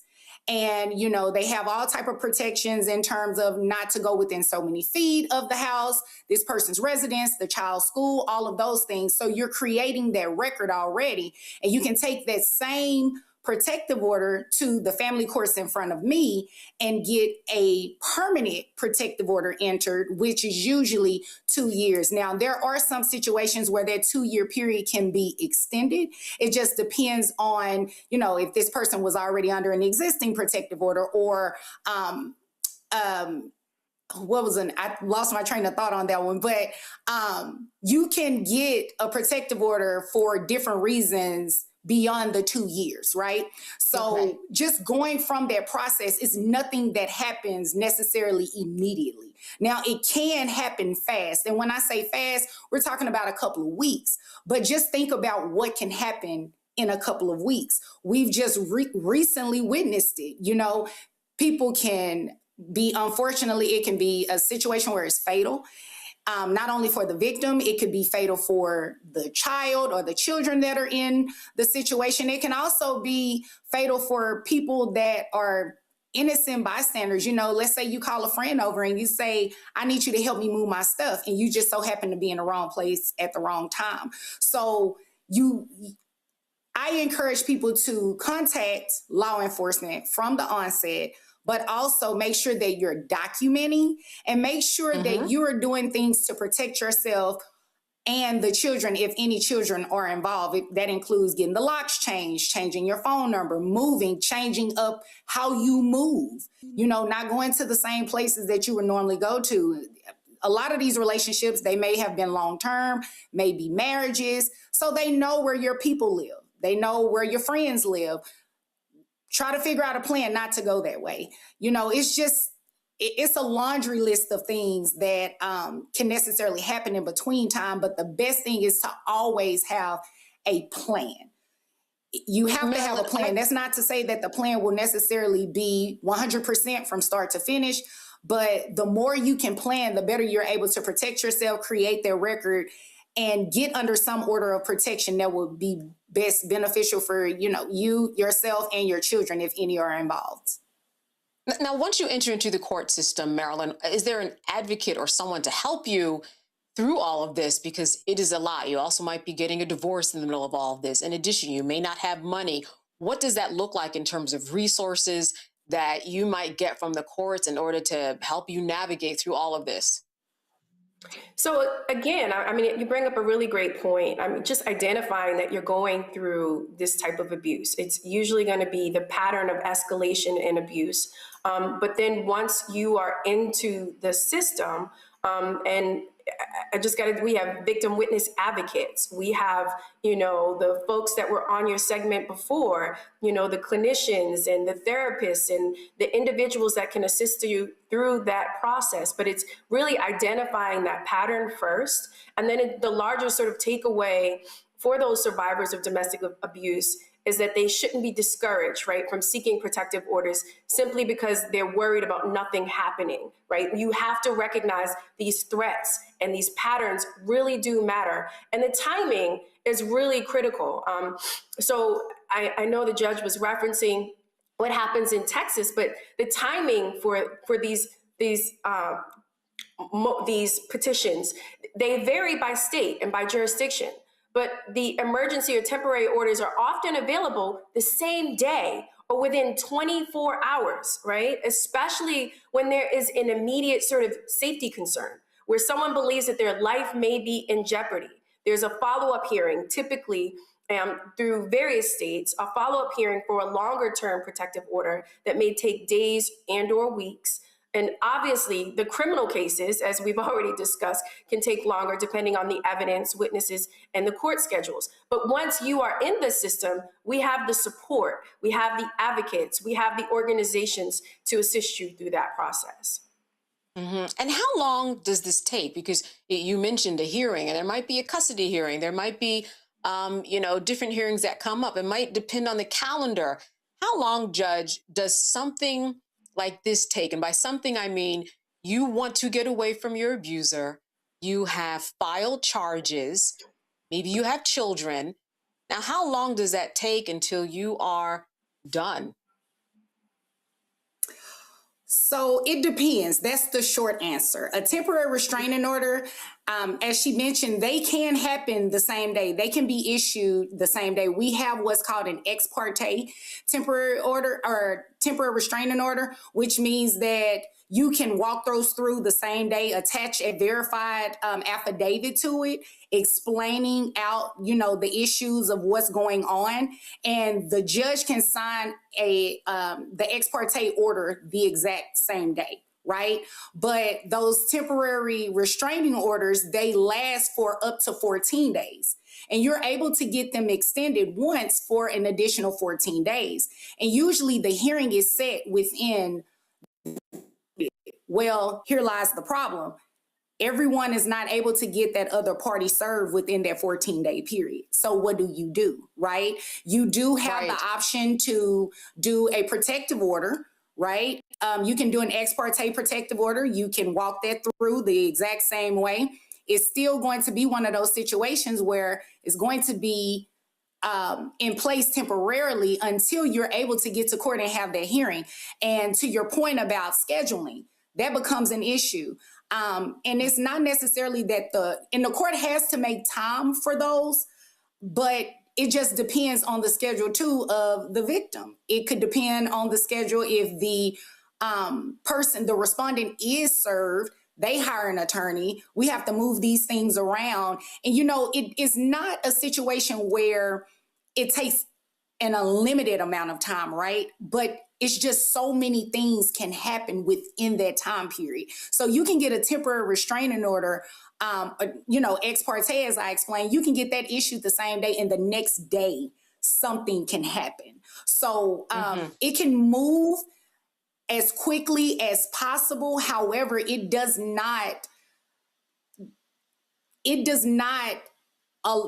put a person in a position where the violence does not necessarily occur to them just because this sheet of paper is in place. You have to be very careful if you're going to hire an attorney representing you on those orders, because if something is missing, they're not done properly, citation isn't done properly, you run into all kind of issues with that, and then the victim is left unprotected. So there are a lot of things that a lot of moving parts. That's why I said it just really depends. Right. And an attorney will be appointed to you if you cannot afford one. Well, in Texas, it doesn't necessarily work like that on the temporary restraining order or the protective order. A lot of people do them on their own, called pro se litigants.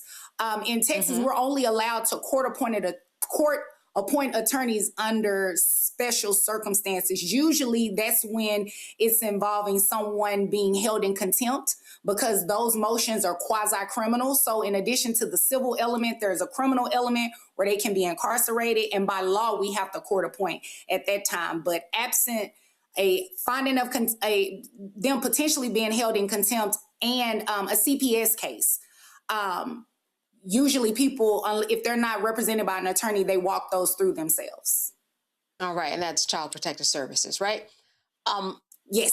I will end with this question. This is for the both of you. A lot of women, they don't believe that they will be believed. Generally, the abuser, or men too, right? A lot of men believe that they won't be believed, but the abuser is normally likable.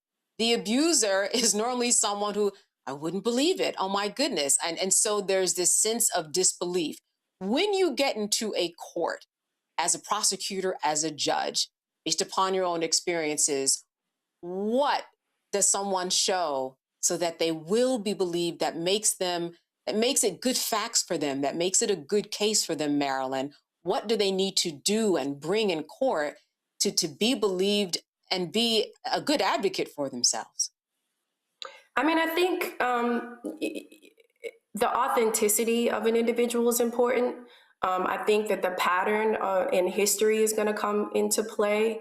But I think, not being afraid and shameful about what is taking place and transpiring, right? Like, I think that's the importance of the victim witness advocates. I know that in Maryland, we have victim witness advocates in our specialty units that deal with survivors of domestic abuse and child abuse. These are very specialized sort of cases because of everything that you've just said. They've experienced a great deal of trauma.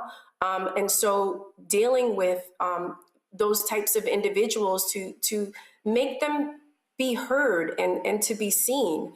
So often the abuse is a result of an individual that has made that survivor believe that they're not believable, as you've indicated. And so having to work with individuals that specialize in this work is critical. It's important. But I think the biggest sort of takeaway is that there's no sort of perfect timing. And when it comes to your safety, what we've seen from just this past week, right, is that you cannot just not do anything about it. And as I stated before, those threats and that pattern, they make a difference. And so reaching out immediately to law enforcement, and the courts, through the protective orders and domestic violence advocates, as we're just on the previous sort of segment, is critical. And Judge, have you seen somebody come to your court and do something that did not put them in a better position because of maybe something they did or how they acted, where had they done it another way, it would have given them a better result? Oh, absolutely. I think definitely getting out there for victims, being seen and being heard, those are key. And I think people forget sometimes when they're in a courtroom, the judge is also paying attention to your body language. The judge is paying attention to how you respond to things that are being said that you allegedly did.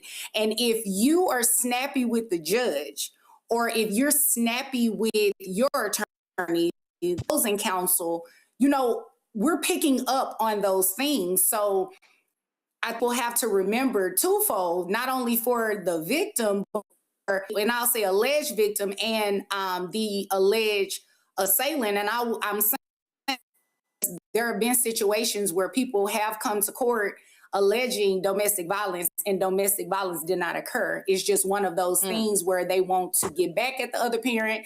They figure this is a way to one-up them in a custody battle. I've seen it all. So I just encourage people to be honest.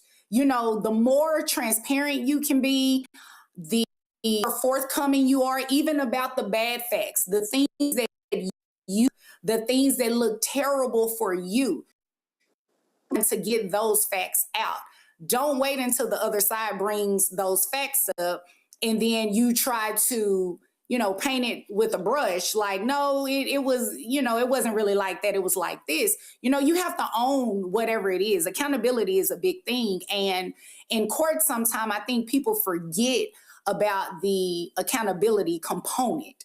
We're looking for that as a judge, because usually the truth is somewhere in there.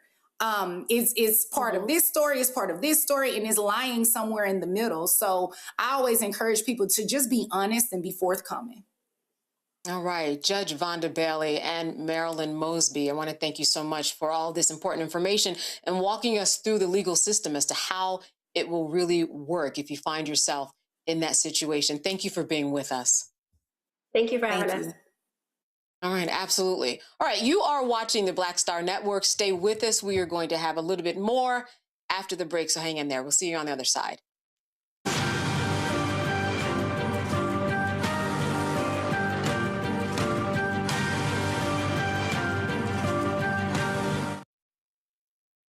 pull up a chair, take your seat.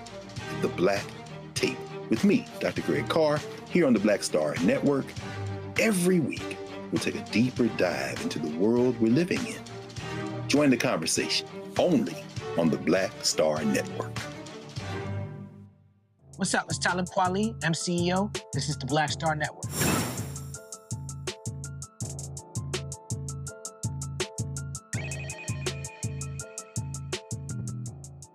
All right, today is Earth Day, a time for us to focus on protecting our planet, but current policy shifts are threatening these efforts. A key example is the recent dismissal of the environmental investigation in Lowndes County, Alabama, and this follows Trump's executive order that prohibits federal agencies from pursuing diversity, equity, and inclusion programs.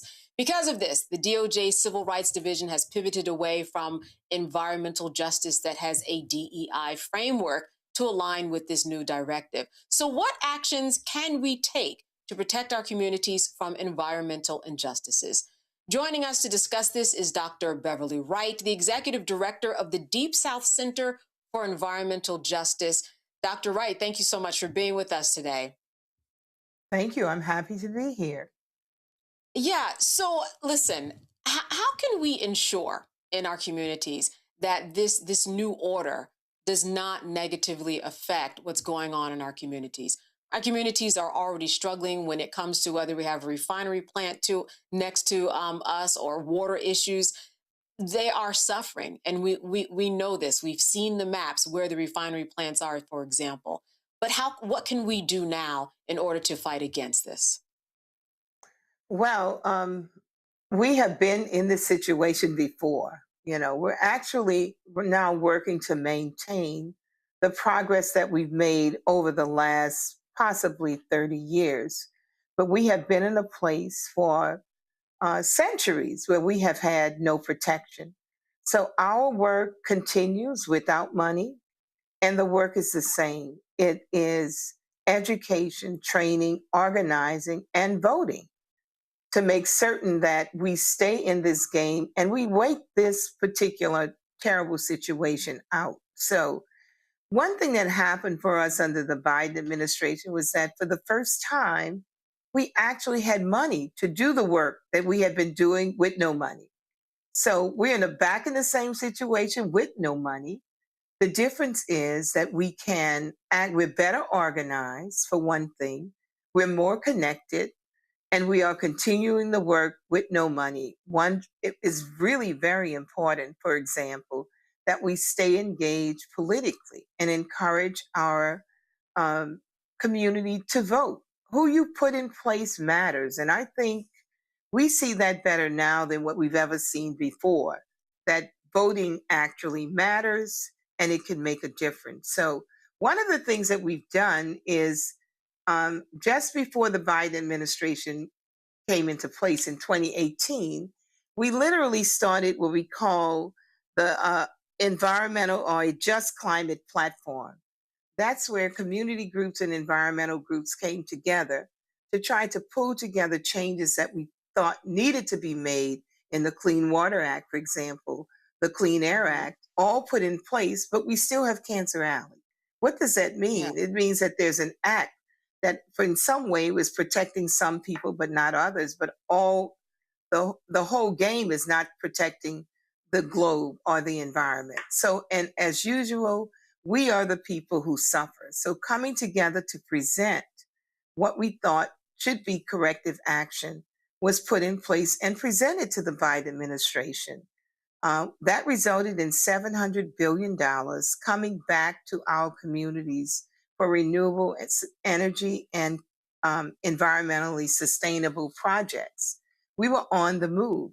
The lesson that we've learned with this new administration is that we can never sit an election out. We have to become involved because who's in place makes a difference. Now, it's also, to me, it also encourages us to do more. I think we were, in any way we were getting really happy and a bit lazy about organizing and educating. This shows us that we cannot. So we have been re-energized to continue our work, and we know that our chance is coming again. So right now we're trying to get ready for this change to do what? To build back better. It's not good enough for us to put back in place what used to be there.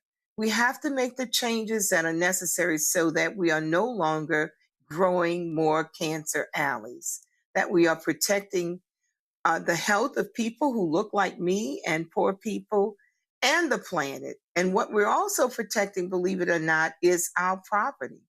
So imagine the number of Black communities that have been completely destroyed. The worth of their homestead is gone. And for most of us, that was transformative wealth. When you can inherit something, that's building wealth in your family. Imagine the communities where our parents and grandfathers, grandmothers worked so hard to buy that little paradise, as they called it, and then we lose it because of pollution, because of toxins that now devalue that property. So we're not just working for our health, we're also working for our pocketbooks and for the wealth of our children who come behind us. Yeah, and speaking of pocketbooks, though, in terms of, let's say, grants that might not be awarded to certain communities because it's looked at as DEI, and monies that communities are no longer receiving because of the new disposition of this administration, what do you do in those situations in order to fill in the blanks? Yes. So you're speaking to someone who lost 18 to $20 million in funding for communities with all of the work that we do. So what we do is really press on the philanthropic organizations to focus a lot of their funding in the direction of filling the gap. We also are working with them with legal organizations because we are in court. We're not giving up. We're not just relenting, to what Trump has done. What he's done is illegal, and we are in the fight. And we're not afraid because what else can he do to us besides what he has already done? So we are in the fight, and we are working diligently with the philanthropic world, trying to get them to put more money in places where Trump has removed all of our dollars. Workforce development, something that really supports our families and transforms them. He canceled a grant that was 30 years old that had an unbelievable track record. So what do we need? We need more dollars in workforce development and more monies to help us have our communities prepared for this transition to this renewable energy economy. We want an equitable renewable energy economy where we are actually involved in redirecting our resources for renewable energy. If we don't train our young people to be a part of this, then we're left out once again. So we're asking the philanthropic organizations to become involved in all of these areas where we've lost ground. We really believe that this is temporary. I just really believe that this will not last.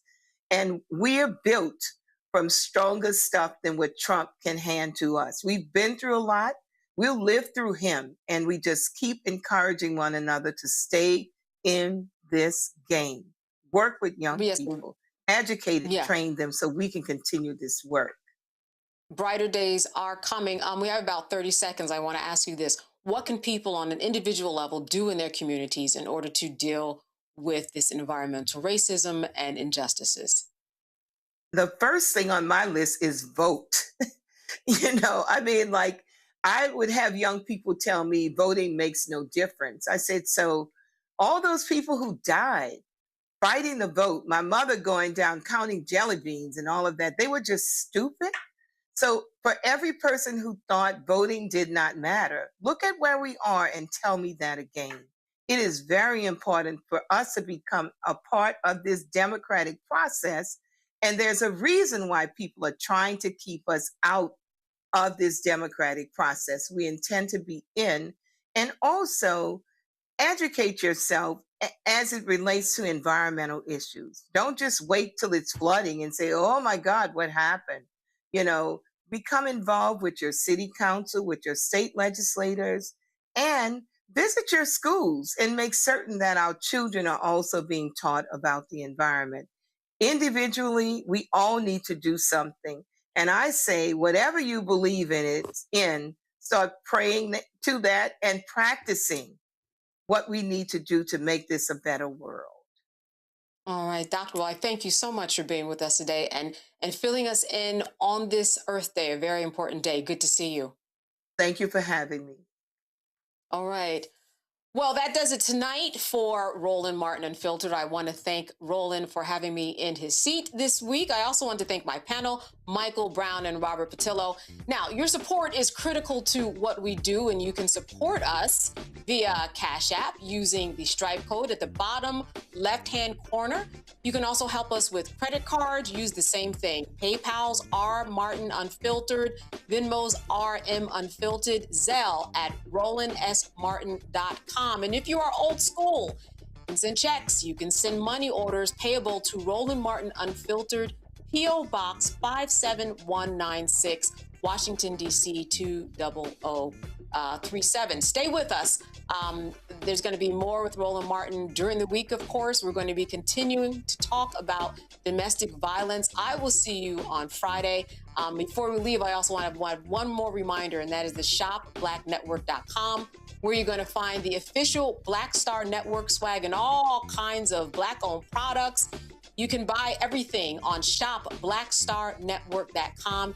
It is the way that we support a network of folks, a network of Black businesses to make sure that they stay in businesses. All right, we'll be back tomorrow. I will see you Friday.